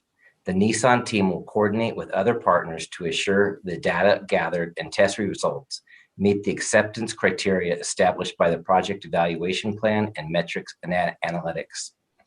The estimated cost of Nissan's scope of services is $7,467,000, which Nissan will contribute $5,386,000 of in-kind services. Under agreement number 563, Nissan will be compensated the amount of $2,081,000, of which $1,567,000 is from ADS project funding sources and $514,000 from the Fund Exchange Reserve. Providing a match to Nissan's in-kind services is an eligible expense for the Fund Exchange Reserve per the authority's approved funding allocation policy. Nissan's scope of services include Nissan UC Berkeley case scenarios on I-680 into the town of Danville area, allowing us to maximize research development by the Nissan UC Berkeley team. With that, staff seeks approval of Resolution 2116P, which allows utilization of Fund Exchange Reserve funds in the amount of $514,000 and authorization for the chair to execute agreement number 563 with Nissan in the amount of $2,081,000 to provide autonomous vehicle technology for freeway driving, multi-agent collaboration technology with public-private ecosystem, and data gathering and management services for our Innovate 680 automated driving system project, and to allow the executive director or designee to make any non-substantial changes to the language. That concludes my report, and I'd be happy to answer any questions. Thank you, Jack, for the detailed report. And are there any comments or questions from commissioners? Do I have, Terry Ann, have we received any written public comments? We have not received any written public comment. And are there any members of the public who would like to speak to this item or have a question on this item? Please raise your hand. And I'm not seeing any hands raised or No public comment. cameras going on. So do I have a motion? So moved, and a big thank you to Jack. He always gets a best award for the most succinct report. Thank you, Jack. And do I have a second? Second. Thank you. So we have a first by Commissioner Arnerich and a second by Commissioner Nowak. Terry Ann, will you please conduct the roll call vote? Commissioner Arnerich, Yes. Commissioner Butt, Yes. Commissioner Glover, Yes. Commissioner Haskew, Yes. Commissioner Hudson, Yes. Commissioner Mitchell, Yes. Commissioner Nowak, Yes. Commissioner Thorpe, Aye. Commissioner White, Yes. Vice Chair Kelly, Yes. Chair Geringer. Aye. Motion passes unanimously. Great. And thank you very much. And Jack, we will now ask you to present the second item for authorization to enter into an agreement with the University of California, Berkeley Partners for Advanced Transportation Technology. Okay, thank you very much, Chair.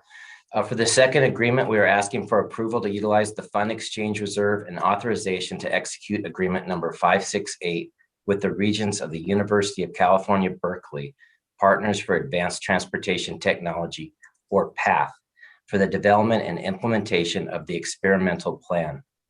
PATH will work with authority staff and other project partners to prepare the experimental plan, which will include identification of operational conditions and the data that needs to be collected to characterize those conditions with the following objectives: collect data required to perform its evaluation, ensure quality of data, store data for processing, and archive data for transfer to the Federal Transit Administration. To fulfill these objectives, PATH will perform data acquisition testing and verification, analyze the data and key performance indicators, and prepare the associated reports for the project. In summary, the tasks include development of the experimental plan, data acquisition, testing, and verification, support for vehicle to everything application data acquisition, data analysis, report, and as needed technical project management and system engineering support. Agreement number 568 will be in the amount of $1,700,000, of which $850,000 will be in-kind services, $750,000 will be from the ADS project funding sources, and $100,000 from the Fund Exchange Reserve. With that, staff seeks approval of Resolution 2136P, which authorizes utilization of Fund Exchange Reserve funds in the amount of $100,000, and authorization for the chair to execute agreement number 568 with PATH in the amount of $850,000 for the development and implementation of the experimental plan, and to allow the executive director or designee to make any non-substantive changes to the language. That concludes my report. I'd be happy to answer any questions. I almost made it through the whole meeting without the mute. Thank you, Jack. And are there any comments or questions from members of the board? Seeing no hands raised. Terry Ann, did we receive any written public comment? No written public comment was received. Thank you. If there are any members of the public who would like to make a comment on this item, please raise your hand. And I am not seeing any. No from comment. Terry Ann. Okay, thank you. So do I have a motion? So moved. I saw Commissioner Haskew. Do we have a second? White. Okay, thank you, Commissioner White. And so we have a motion by Commissioner Haskew and a second by Commissioner White. Terry Ann, will you please call the roll call vote? Yes, Commissioner Arnrich, Yes. Commissioner Butt, Yes. Commissioner Glover, Yes. Commissioner Haskew, Yes. Commissioner Hudson, Yes. Commissioner Mitchoff, Yes. Commissioner Nowak, Yes. Commissioner Thor, Aye. Commissioner White, Yes. Vice Chair Kelly, Yes. Chair Geringer. Aye. Motion passes unanimously. Okay, thank you, Terry Ann. So moving on to item D, the next item on the agenda, which will be introduced by Terry Ann Grover on the total compensation study and adoption of a salaries, benefits, and compensation plan for July 1st, 2021 through June 30th, 2024. Good evening, Terry. Chair and Commissioners. Thank you. My name is Terry Ann Grover. I'm the Director of Administrative Services, and this evening we bring the findings and the recommendations to you from the total compensation study. Every 3 years, we seek approval from the Authority Board to conduct a study in order to maintain the authority's competitiveness in the labor marketplace and adhere to our compensation philosophy of being a market rate employer and an employer of choice, which helps us to attract and retain the highest caliber employees. We also requested at that time to reinstate the Salary and Benefits Ad Hoc Committee to provide policy input and review the findings and recommendations from the study. The current compensation plan went into effect on July 1st, 2018, and it does expire on June 30th, 2021. We kicked off this process when it was approved by the board in December to authorize us to enter into an agreement with Coffin Associates to conduct the study. Today, we do have Georg with us from Coffin Associates, who led our project and was instrumental in the study and the development of the draft recommendations. So I'm going to go ahead and hand it over to him now to explain the process, methodologies, and recommendations from the study. Thank you, Terry Ann. Good evening, Madam Chair and Commissioners. I'm going to go ahead and share my screen. Hope that you can all see that okay. Wonderful. Well, thank you for having me back. Some of you may know that Coffin Associates has conducted compensation studies for the authority in the past, and so we're a little bit familiar with your organization. I'll get right to it. I think there's been a challenge as to who can deliver the quickest presentation, so I'll do my best. Anytime we do a compensation study like this, or an organization undergoes a compensation study like this, there is an effort or goal that employees be recognized for their work, their accomplishments, that there be a compensation that's commensurate with the market, that provides equity and fairness amongst the workforce, with the external labor market, which is what we consider external equity, as well as inside of the organization amongst the various positions for internal equities.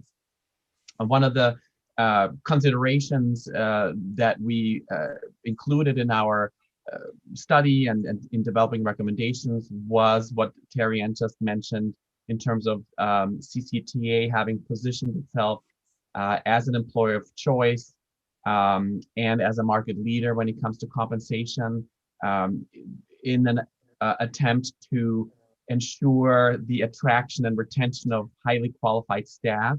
I think we've heard this evening a few times that you are a small but mighty organization with a huge mandate from your constituents and the community in terms of the programs and projects that you affect and put in place and deliver, and positioning the organization compensation-wise in that regard is certainly something that is not an uncommon approach for organizations.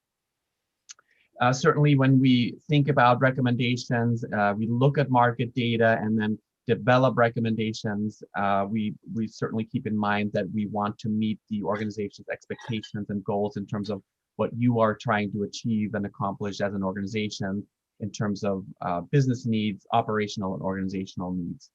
And as I mentioned, we look at factors for external equity, which is why we do market surveys, as well as internal relationships and equity amongst positions within the organization. The list of agencies that we surveyed is listed on this particular slide. I would imagine you're all very familiar with these organizations. There has been, this list in fact provides consistency. There has been a history of the organization surveying these agencies for a number of years, and certainly looking for comparator agencies or survey agencies within your industry that represent the type of organization that you are, the services and programs that you deliver. So in terms of representing the industry as well as representing the general labor market of the San Francisco Bay Area, all of these organizations are very appropriate and sort of logical agencies to consider in terms of where you want to position yourself in the market. When we perform compensation studies, it's a sort of multi-layered process. Of course, there's always an initial meeting or meetings with what we consider the study project team. Certainly your executive director, Terry Ann, is your director of administrative services.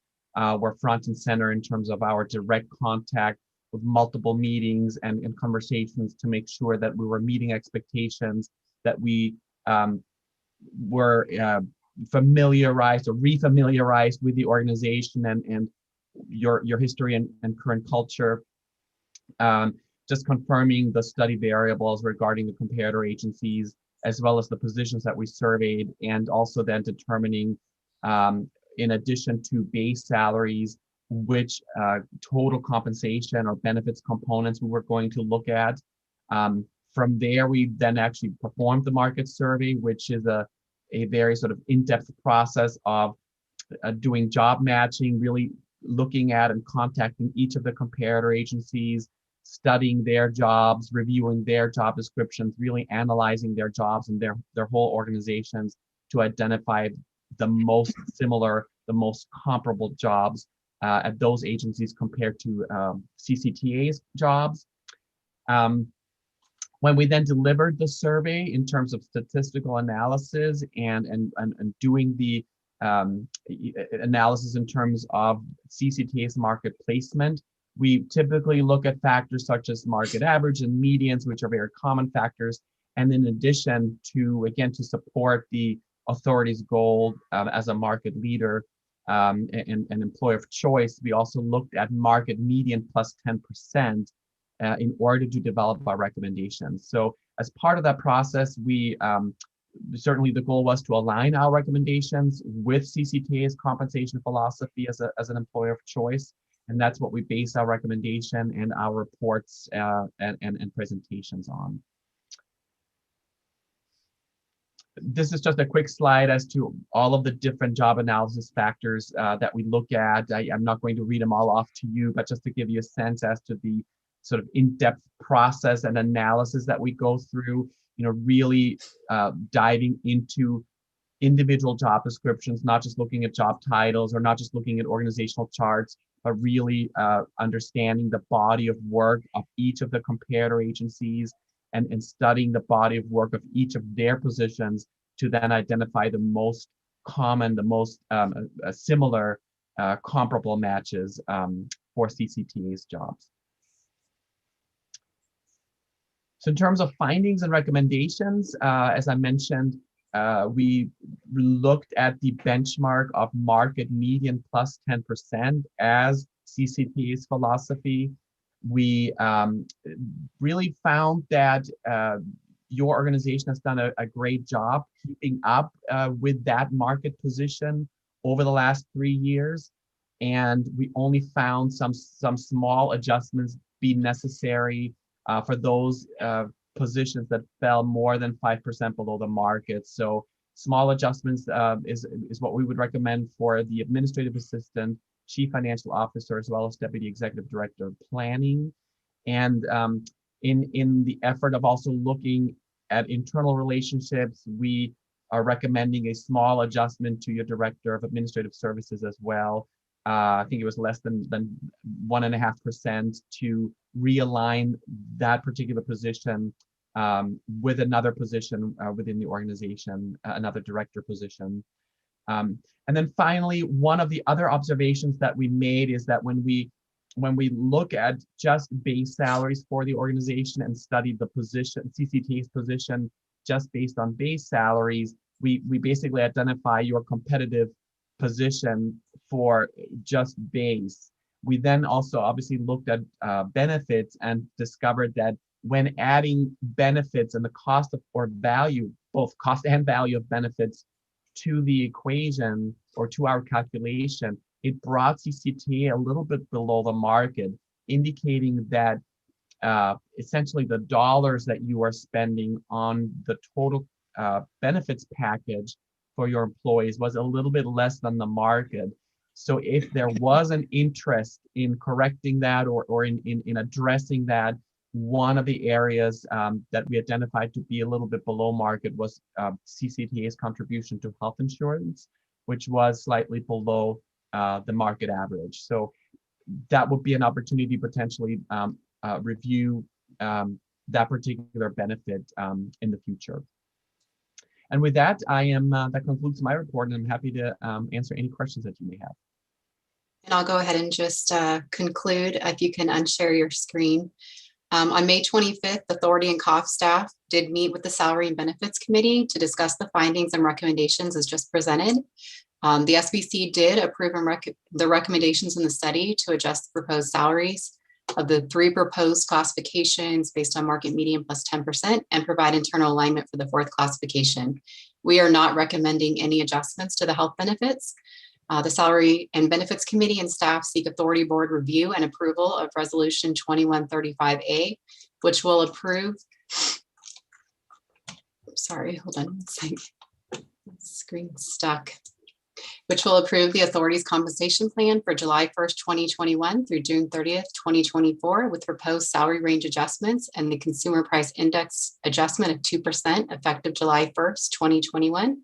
That concludes our presentation, and we will take any questions that you may have.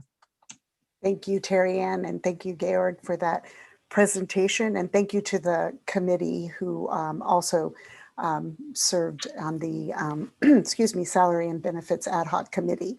So are there any comments from the board? I don't see any hands raised. Do we receive any written public comments? No written public comments were received. Okay, thank you. Are there any members of the public who would like to speak to this item? Please raise your hand. And I'm not seeing any. Are you, Terry Ann? No, no public comments. May I have a The motion? item is presented. Thank you, Commissioner Second. Arnrich. And a second by, was that Commissioner Glover?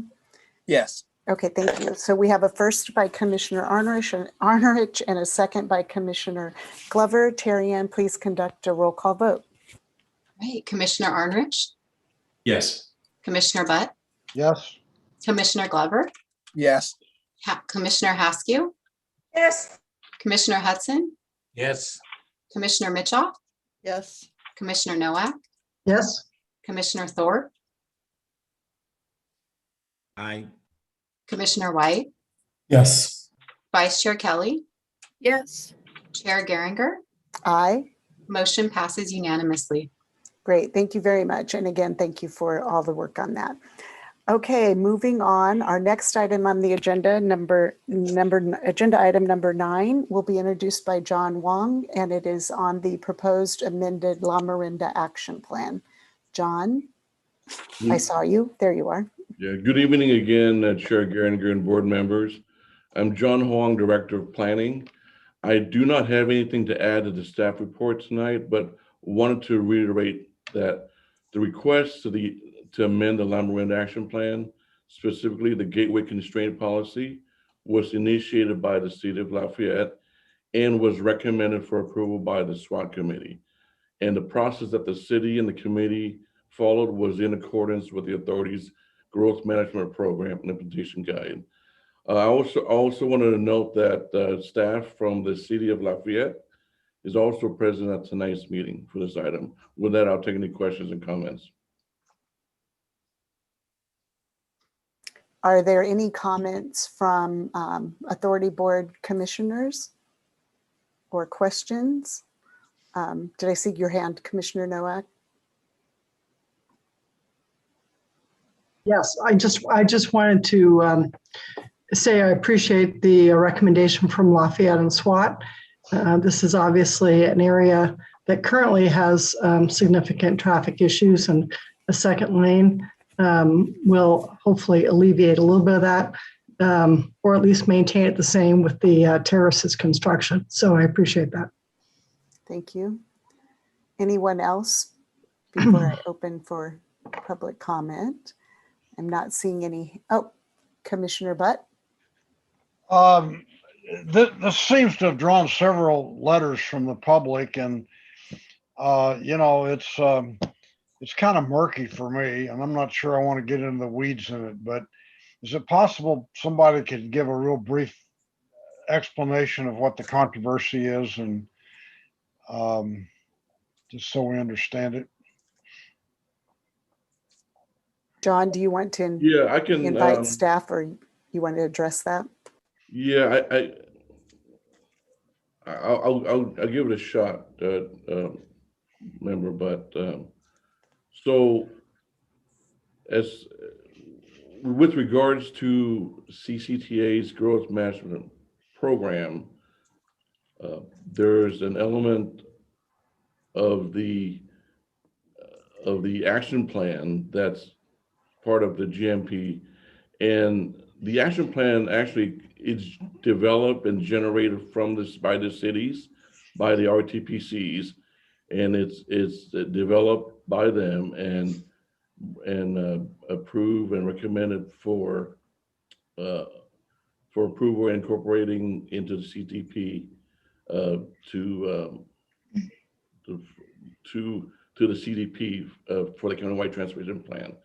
So with that being said, we've identified in the growth management program a specific instruction and directions and guidelines procedures to address the update and the amendments of those action plans.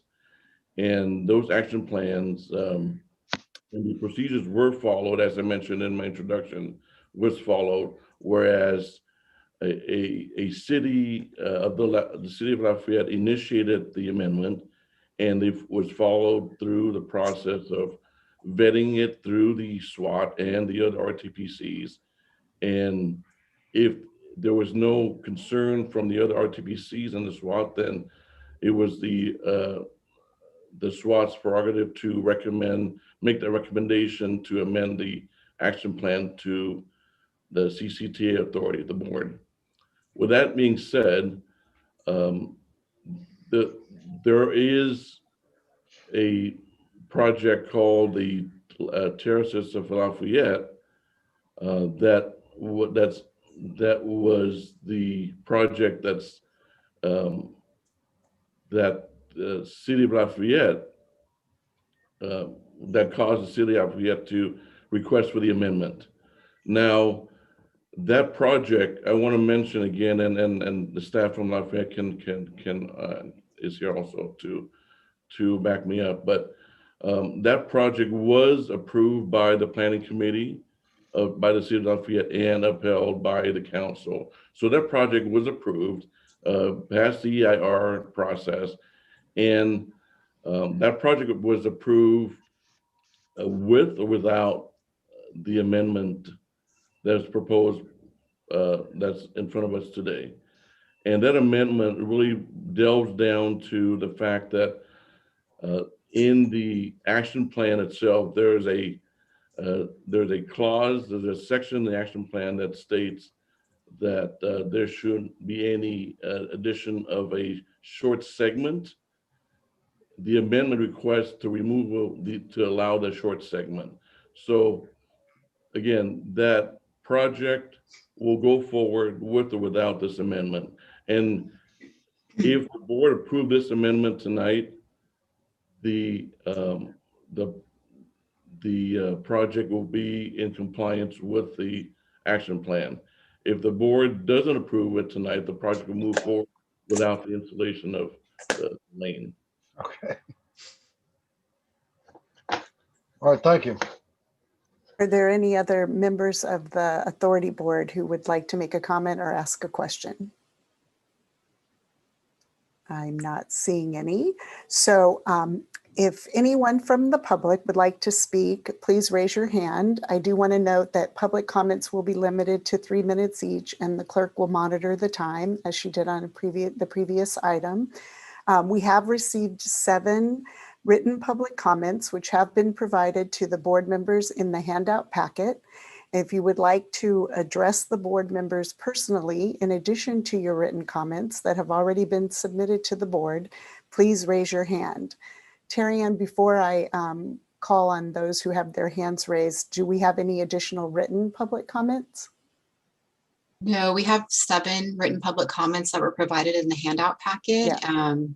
And we will take those after the verbal comments received. Okay, thank you. And I saw Julie Pierce had her hand up, and then I don't see Kristen's hand, but I know that she turned on her video, and then Jennifer Paul. So Julie Pierce.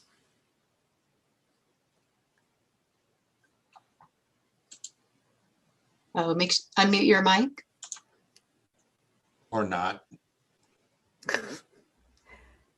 Oh, sorry. Let me help you. Let's see here. It was a great speech. I loved every word of it. I can't find you. Here, let me unspot. Let me remove the spot. I got it. You got it? Oh, okay. Yeah. Thank you. Whatever you pushed for. Someone helped. Thank you all. Okay, so we'll Excuse start me. the clock. Thank you. Good evening, CCTA commissioners and staff. As most of you know, my name is Julie Pierce. I am the retired immediate past chair of CCTA and a former 33-year member of Transpac. I was the chair of CCTA in 1995 when CCTA did our very first ever comprehensive countywide transportation plan under Measure C. At that time, it was very well recognized that Taylor Boulevard, Pleasant Hill Road was a crucial regional route from Central and North Contra Costa to access State Route 24. Transpac designated the Central County portion of that route specifically as a quote regional route, a designation in the action plan, which was part of the county-wide plan.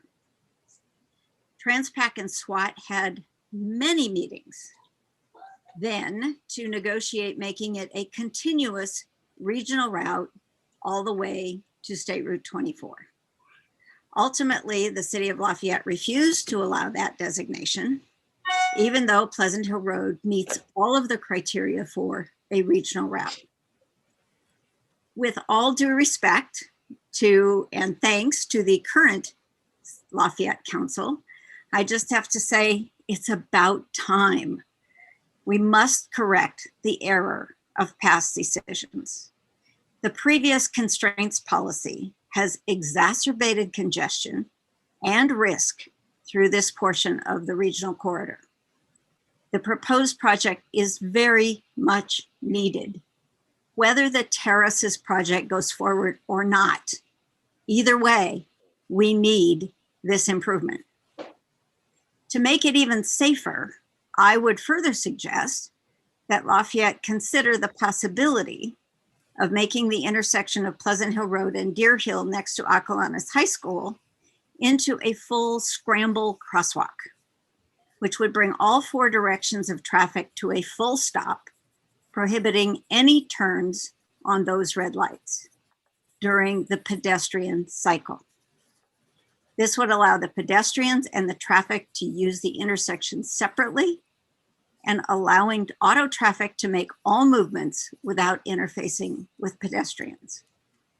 Simply, the previous constraints policy has created untenable congestion and blocked efficiency and safety in this area for far too long. Please vote to support this change so these improvements can be made for all of our residents. Thank you. I'm open to any questions if anyone has questions about the history. Thank you, former Chair Pierce. Does anyone have any questions of the speaker? Okay, seeing none, we will move on to, I believe the order I said was Kristen Altbaum and then Jennifer Paul. Hi, thank you. Well, Julie Pierce certainly doesn't drive kids to school in the morning. That's all I can say about that. Tom Butt, I believe, asked what this is all about. And because my mother-in-law just had a massive stroke and is only expected to live probably another 24 to 48 hours, I will not pull any punches. Simply what this is about is O'Brien having deeper pockets than the city of Lafayette. You guys are here today deciding something so that O'Brien can go to court and tell a judge that he got a gateway constraint policy amended for his project. And he can strengthen his case against Save Lafayette. I've sent you guys letters. Hopefully you took the time to read them. With those letters, if the CCTA did submit everything of mine, they should have submitted this to you guys. If this looks familiar, great. If it doesn't look familiar, they didn't submit it. This is what this area will look like with this gateway policy. When you add, you guys are smart enough to know that when you add solo lanes to a regional thoroughfare where Waze traffic goes through that corridor as a shortcut from 680 to 24 in the morning, you are going to fill up the capacity that was provided. And you're going to make more lanes of traffic across from a high school.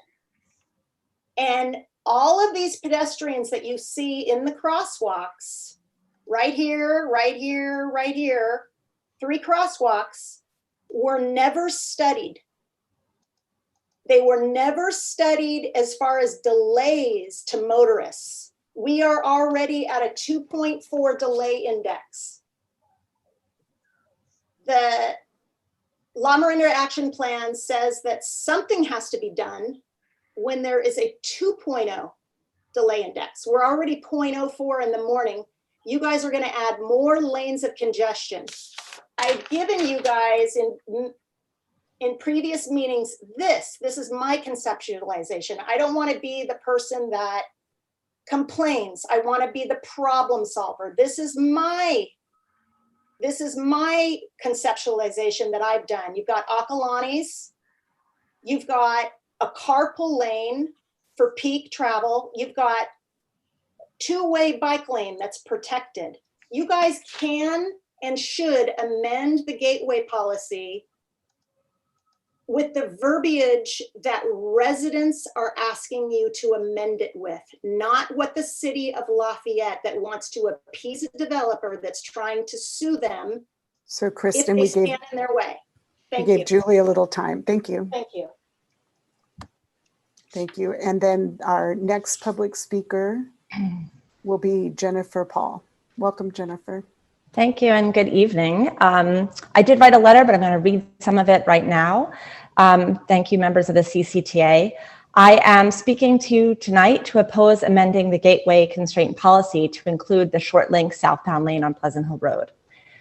First, it's unprecedented to make an amendment based solely on one project. The Terraces project, 315 unit apartments, is currently involved in a lawsuit and should not be the sole reason behind a change. Making an amendment to assist the developer is poor policy. It opens up the CCTA to allow for this to happen in the future in other jurisdictions. Second, the trap lane is contrary to the gateway constraint policy. It was written to limit the impacts to residents and discourage more single-use occupancy cars. This will do the opposite. Third, the proposal has already been studied 3 times in the last 8 years, all showing negative impacts. 2013, 2017, and in 2020.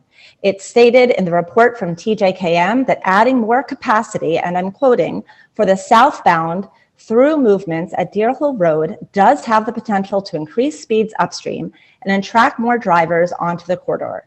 Initial simulations using sim traffic suggest that this would be the case, As such, the proposed lane may violate both the letter and the spirit of the Gateway Constraint Policy.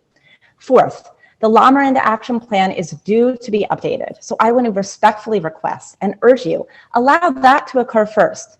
Have the process, instead of this being a one-off developer-led change, study Pleasant Hill Road. Do it in a non-biased manner that allows for the prioritization of safety.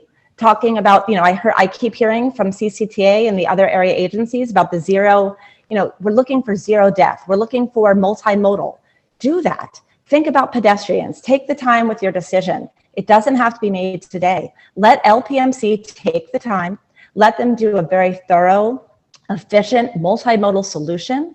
Allow for this regional route of significance to be amended through a La Miranda Action Plan update. And lastly, I don't believe that the input from the community was considered in any of this. We may have had meetings, but the city, whether it's on next door, we didn't hear about it in our communications in Lafayette or around the county. So I want to say that it's unprecedented to make this change. The addition of the trap lane is contrary to the Gateway Constraint Policy. It's been studied 3 times in 8 years, all shown to have negative impacts. The plan update should occur first in the La Miranda Action Plan and respect residents. And I'm going to end with, just because an intersection is already rated an F, that doesn't mean it can't get worse. Thank you. Thank you, Jennifer. Terry Ann, I can't see if there are any other hands raised. Don't see any other hands raised. Okay. So, and Terry Ann, so we have had the written public comment was submitted to the board members. Now I'm losing Terry Ann, there you are, to the authority board members. Do we have any other, any questions from commissioners or comments? I am not seeing any raised hands. So do I have, hi, Commissioner Hudson, would you like to speak? Yeah, I would just say that the last SWAT meeting, we discussed this. It was more than just a conversation about the developer. I mean, we asked about the wording. I thought we spent a lot of time, I almost wish Renata were here to discuss more of what we were discussing. And I thought it was explained pretty well. And it isn't the developer when you have somebody that's been hanging around for 30-something years that tells you this is one of the original things we were talking about in the 70s and 80s. And there are a lot of intersections like this. I've got my share in my city, that's for sure, when growth catches up and you put a mere 11,000 homes to the east of you. But you know, it is, as I believe it was stated, the time to make this move. And we did discuss it. And I think Southwest made it clear that we should proceed, and I will move the approval of the proposed amended La Miranda Action Plan as recommended by the Southwest Area Transportation Committee. And I will Thank you. second it. Thank you, I Commissioner. find the remarks, Chair, a little bit concerning.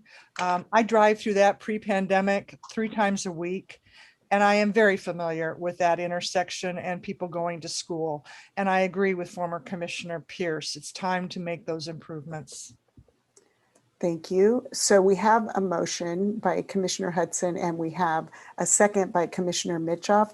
I want to, on a procedural, Terry Ann, do you want to read the comments or the ones that were not presented in person? I understand, and in reading them, many of them seemed similar, but I want to make sure that we're following all of the procedures of the authority.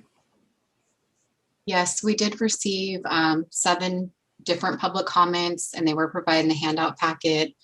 Kristen Altbaum and Jennifer Paul were 2 of the 7 comments and did come here and speak personally.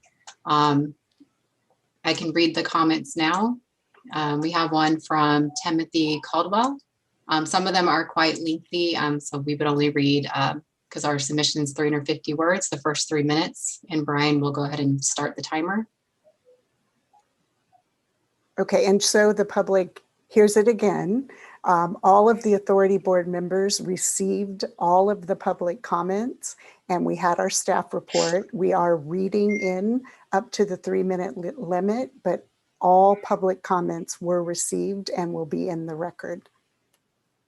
Yes, and that did include the visual as well. Here's the first one from Timothy Caldwell. CCTA, despite our numerous requests since May 4th to Greg Wolf, City of Lafayette and TJKM to produce EIR delay impacts to regional commuters of the approximately 200 newly proposed terraces, pedestrians, and parent chaperones that would need to cross over 3 crosswalks at the Dare Hill Pleasant Hill Road intersection.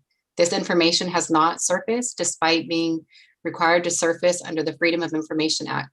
Tim Hale was copied on those many requests by me to Greg. I do not believe that pedestrian impact delays in 3 crosswalks at the already grade F intersection was ever studied, and I believe, as many of my neighbors do, that these pedestrian crossings will make regional southbound, westbound, and eastbound traffic at this intersection a lot worse. It's extremely important that you verify whether pedestrian impacts were studied before amending any gateway language to appease these developers and the City of Lafayette in their litigation against Save Lafayette. I do not believe that the City of Lafayette has North residents and Northeast jurisdictional neighbors' best interests in mind. We are asking that CCTA to initiate a multi-jurisdictional redesign of Pleasant Hill Road to accommodate growth, efficiency, and prioritize safety around schools prior to any more development along this corridor. If you are adamant about appeasing the developer against multi-jurisdictions residents' best interests and amending the gateway policy ahead of redesign, please do not fall short of amending the gateway policy to include the necessary addition of specific language that requires safe pedestrian bridges or tunnels for terraces, residents to go safely across these 3 crosswalks and to simultaneously not cause further car delays for Northeast residents and regional commuters.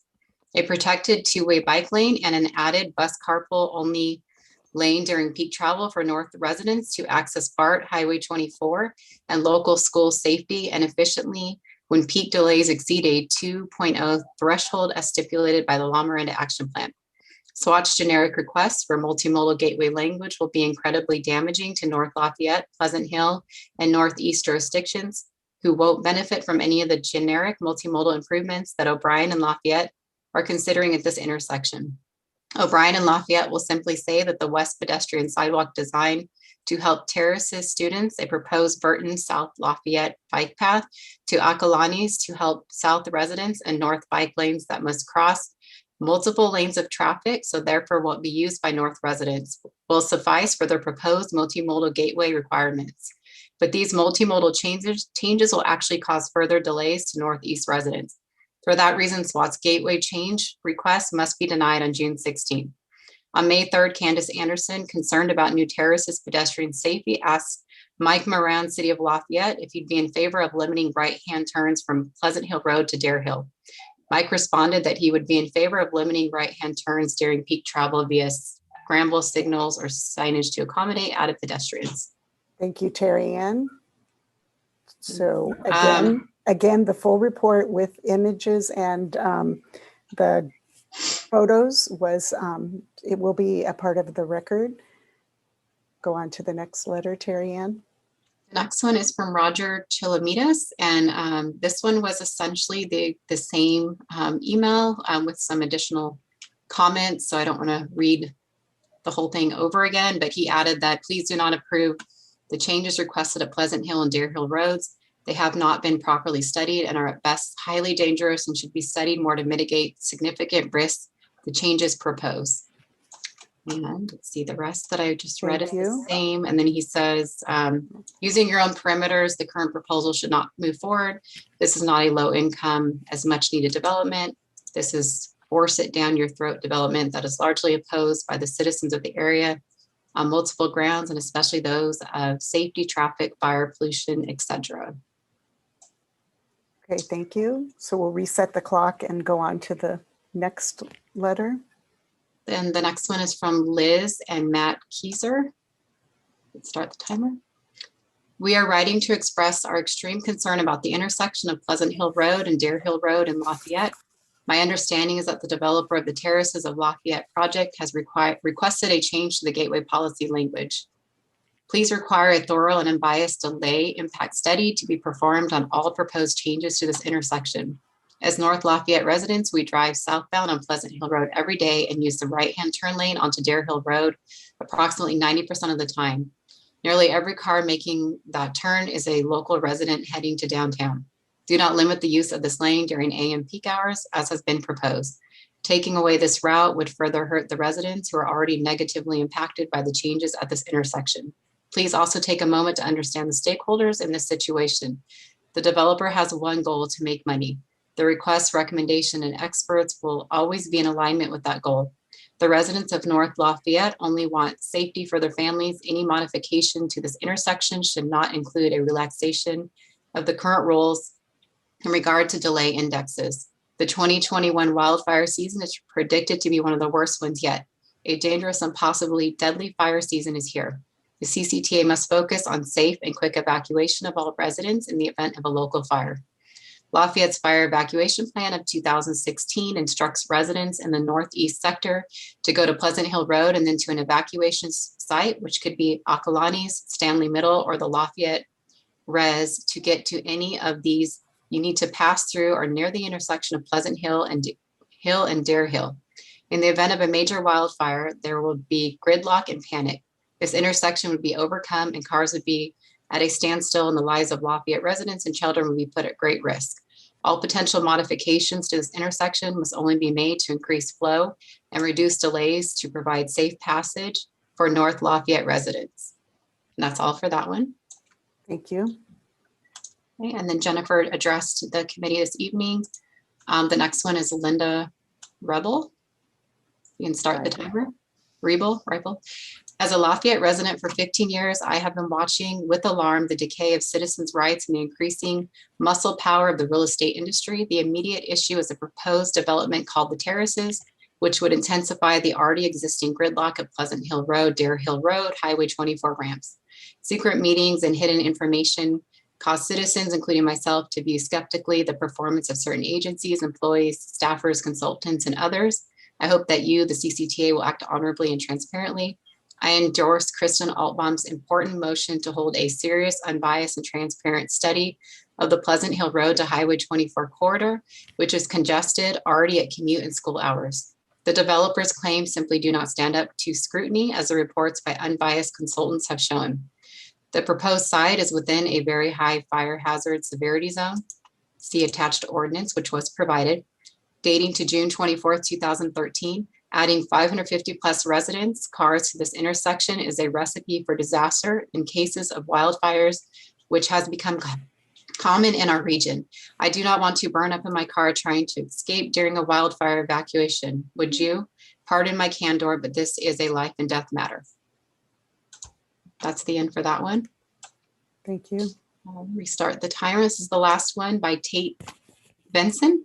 I'm concerned that the CCTA will take further steps in addition to the proposed Terraces project to make the region less safe due to increased traffic, congestion, and fire danger. Further, my toddler attends school at DVMS on Dare Hill, and eliminating the ability to make a right on Dare Hill will add significant delays and ability to safely access the school. That completes the written public comment. Thank you, Terry Ann. And thank you to the members of the public who submitted their public comment. Are there any further questions or comments from the authority board? Commissioner Worth or Representative Worth? Thank you. Thank you very much. As you know, sit on the authority as the ex officio representative for Contra Costa for the Metropolitan Transportation Commission. So I just wanted to clarify, I think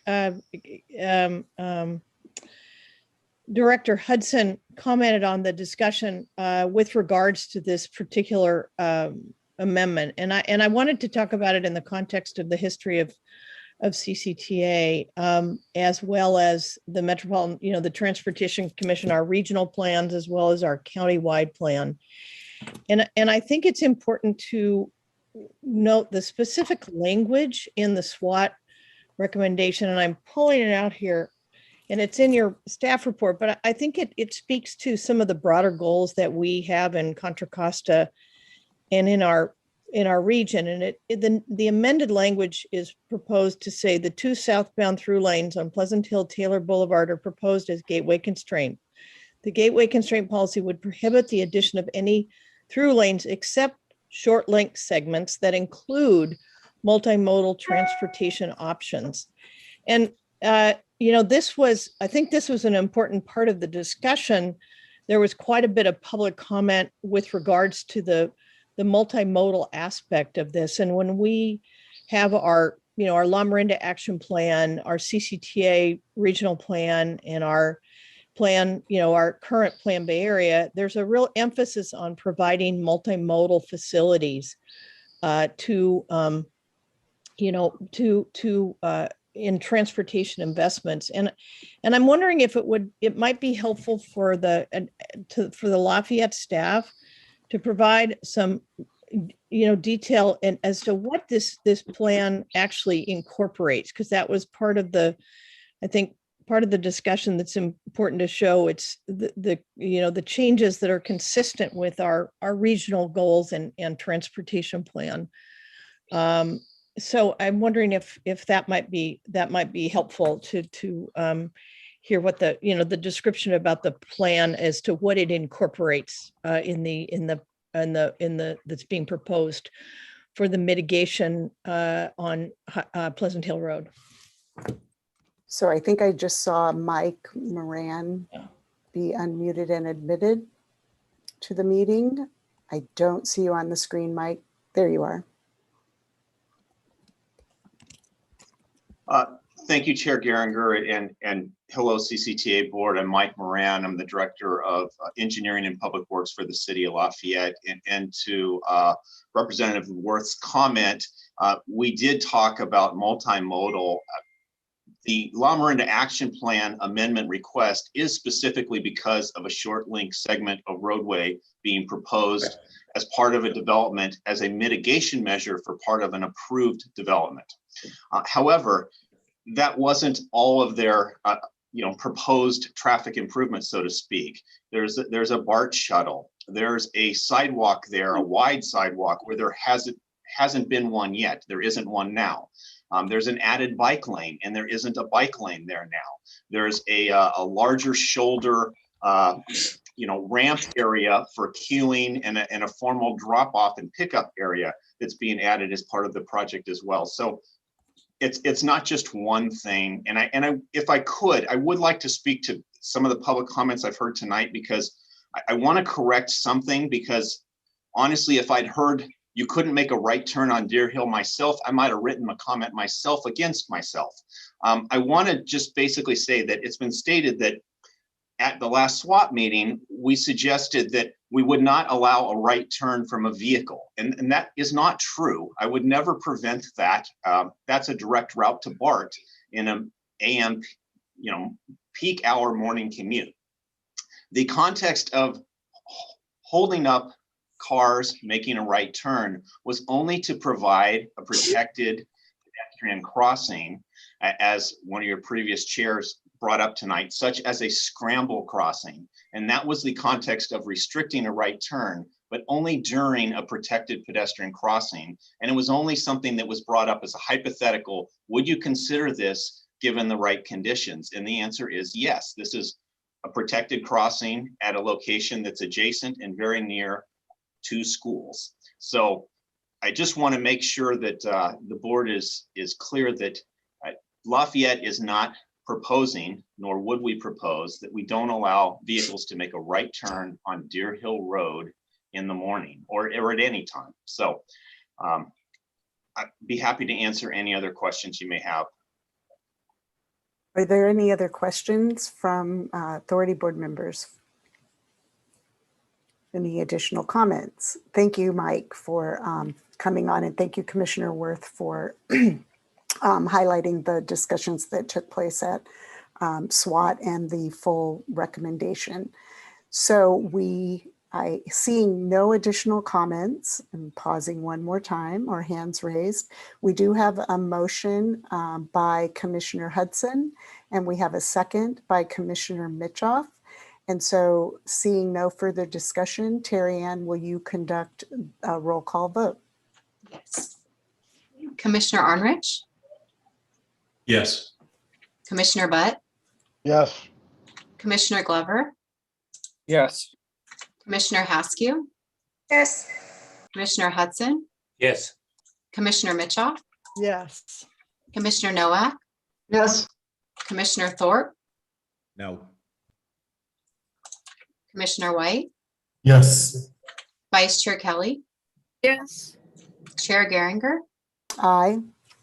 Motion passes with majority with Commissioner Thorpe voting no. Okay, thank you. And thank you, John Wong, for bringing forward this presentation. And thank you for the discussion on the part of the Authority Board. So we will move now on to agenda item number 10, correspondence and communication. We do not have additional correspondence. Your committee reports were provided in the agenda packet and handout packet. Moving to associated committee reports, basically, I just talked about that. Moving now to Authority Board and staff comments, the chair comments and reports. The only report that I would like to give is that I had the one of my very first going back into an office was to go yesterday to the Authority offices, and the good news is that my pass card worked, and the other part of it was having the privilege to go and sign the bond documents. And so again, kudos to Tim and Brian and Terry Ann. It was very efficient, and I was, in and out of there. And so just a very exciting time for the Authority Board. And that is my only report. Moving on, do we have any reports from commissioners or ex officio representatives on their activities and meeting? And Commissioner Hudson? Yeah, I'm going to stretch this out a little bit, but earlier tonight, I listened to Walnut Creek and Danville about the arena numbers, and I'm dead serious about this. Walnut Creek's probably double the number they should have. Danville about 4 times what they should have. So if Danville decides to do an appeal and they were able to win and get 1,500 houses knocked off their arena number, the way it's set up now, as we look at this administrative committee for the appeal process, Danville would come down to 500, and then they would get a portion of the number that they're getting rid of. It's important because as we go look at Santa Clara and San Mateo County, who were reduced into the last moment, I won't go more into that, but I've already seen where there's 4 or 5 4 or 5 cities over there already setting up for their appeal. That's why I asked for that graph tonight to show people transparent how much underbuilt those 3 counties are. Why is that important? In the last campaigning for president, somebody or some candidates were mentioning housing production tied to the freeway numbers and getting money back. So Tim, you hear any inklings about that, please let us know immediately. Part 2 is really going after this mobility hub status, Tim. Anything comes up, any way we can get any dimes or whatever, I think that's the next big pot of money. And there's a lot of good action that could take place on that. That's my report. Comments. Thank you. And I think we would all like to see that graph. So when you get that, Commissioner Hudson. Any other reports from commissioners on activities and meetings that you've attended? I'm seeing shaking of heads and no hands raised. So we will move now on to the executive staff comments. Tim, take it away. Thank you, Madam Chair. Good evening, commissioners, and I'll try to make my comments brief, but one of the reasons why we did so well with the bonds is because of all of your leadership to really work towards eliminating the swap. We did it in 2017, and now we're doing it again now in 2021, and so, or 2018, sorry. And I think by eliminating the swap, when Brian and I were there pitching the Fitch and S&P, one of the main reasons why was obviously coming through, being stable through the pandemic. But the other reason why was they realized that we're eliminating all that risk to the authority by eliminating the swap. And that's what really led to the AAA rating by Fitch. And so really applaud the board's leadership and staff's leadership with Brian and obviously our former executive director, Randy, our fiscal management and responsibility to get to this point. Over the last month, we've been continuing with our fireside chats with our local partners, our regional stakeholders, our transit operators, our state delegation, and just had a lot of great meetings, introducing obviously me, but more importantly, some of our new staff, John in particular, as well as Stephanie as our new director of projects, to all of our regional stakeholders. Had some really good meetings with our transit partners and really started, continuing that conversation on how to better support them for transit recovery and coordinating conversion to zero emission buses, and also started developing the dialogue around this integrated transit plan concept. And the integrated transit plan is really going to be focusing on how we can focus on a core transit network and how do we best serve that core transit network in Contra Costa County. In some ways, we don't think about it. I think we tend to think about our small operators, but we have a lot of transit in Contra Costa County from BART and ferry service, our 3 small operators, but also we have Soul Trans coming in from the north on the 680 corridor. We also have Napa Valley Transportation Authority coming in from the north on I-80. So when you start counting all that up, we actually have anywhere from 7 to 8 transit operators, touching Contra Costa County. And so how to better integrate that into a really integrated plan with first and last mile feeder service, and then coordinated zero emissions and understanding all those barriers. That's something that we want to work towards. And so we're really working closely with MTC staff to try to get that plan funded. We also had a really great meeting with Chad Edison with California State Transportation Agency, and we're continuing to position the I-680 express bus service, share mobility hubs, as well as transit priority for funding in the next cycle of the TRCP funding. Also, we met the new GM for East Bay Regional Park District and talked about our partnership with Gomentum Station and how to continue to expand that partnership. And there's a lot of activity happening at Gomentum. And I think we really, as staff, I think we actually need to bring an item to you as an update about Gomentum. There's a lot going on. The ecosystem of partners continues to grow. AAA is doing a really good job. Utilization has doubled. We used to have 2 to 3 partners per week, and now we have 2 to 3 partners per day testing out at Gomentum Station.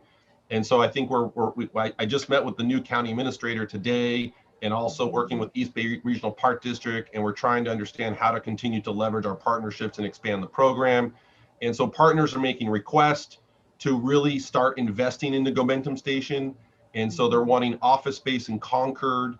We're working with City Concord staff to develop a long-term agreement to find office space for these partners. And this is what it was all about. We're starting to really gain some critical mass to start creating jobs in Contra Costa and with this ecosystem of partners. And so we're working with Concord on a long-term agreement, and that's something that we'll talk more about with all of you in future meetings. And we also had a really great tour and a meeting with Oracle. Oracle has been working in developing these innovation centers that are pretty fascinating, and they heard about Gomentum Station, and they are interested in working with us potentially on creating it for looking at Gomentum Station as a location for an innovation center. And really, these innovation centers are really about developing a research working lab, as well as developing an experience center to help educate the general public about what technology and how it can help them on their day-to-day basis, as well as workforce development, and then also helping education through STEM programs. And again, this really aligns with our goals and really can create a catalyst to create a campus for the future master development at the Concord Naval Weapons Station. So a couple updates. We did get a request from Caltrans. There will be a full weekend closure of northbound State Route 242 from northbound Interstate 680 split to the Concord Avenue on-ramp to facilitate placement of over a half mile of concrete pavement. So this is part of their SHOP program. 242 has been on the books to have some pavement redone out there. This work will occur in 2 consecutive weekends, starting on July 9th and then July 16th, in the evenings from Friday to Monday morning.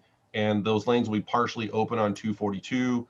And during that closure, the primary detour will be the easterly destinations of Pittsburgh and Antioch, through the connector through northbound 680 and eastbound 4, to keep track of off of 242. So just a quick update. So Caltrans is doing what they're supposed to be doing and maintaining the pavement out there. So with their SHOP project. So that concludes everything for me. And just again, thanks again to the staff and really on this milestone with the bonds with Brian and everyone. It's just a huge, huge deal, and really appreciate all the work that we're doing.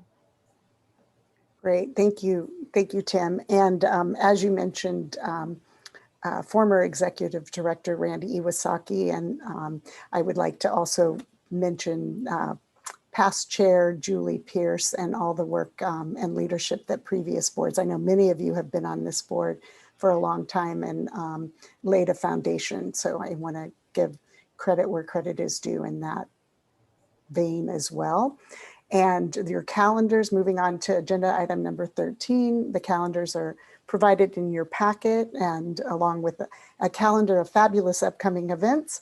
And unless there are any other items, I am going to adjourn our meeting this evening at 8:40 until our next regularly scheduled meeting on July 21st, 2021 at 6 p.m. Thank you all very much for Real or Zoom, Teresa?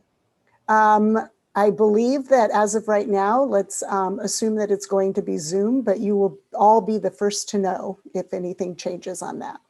Cool. Okay, thank you. Have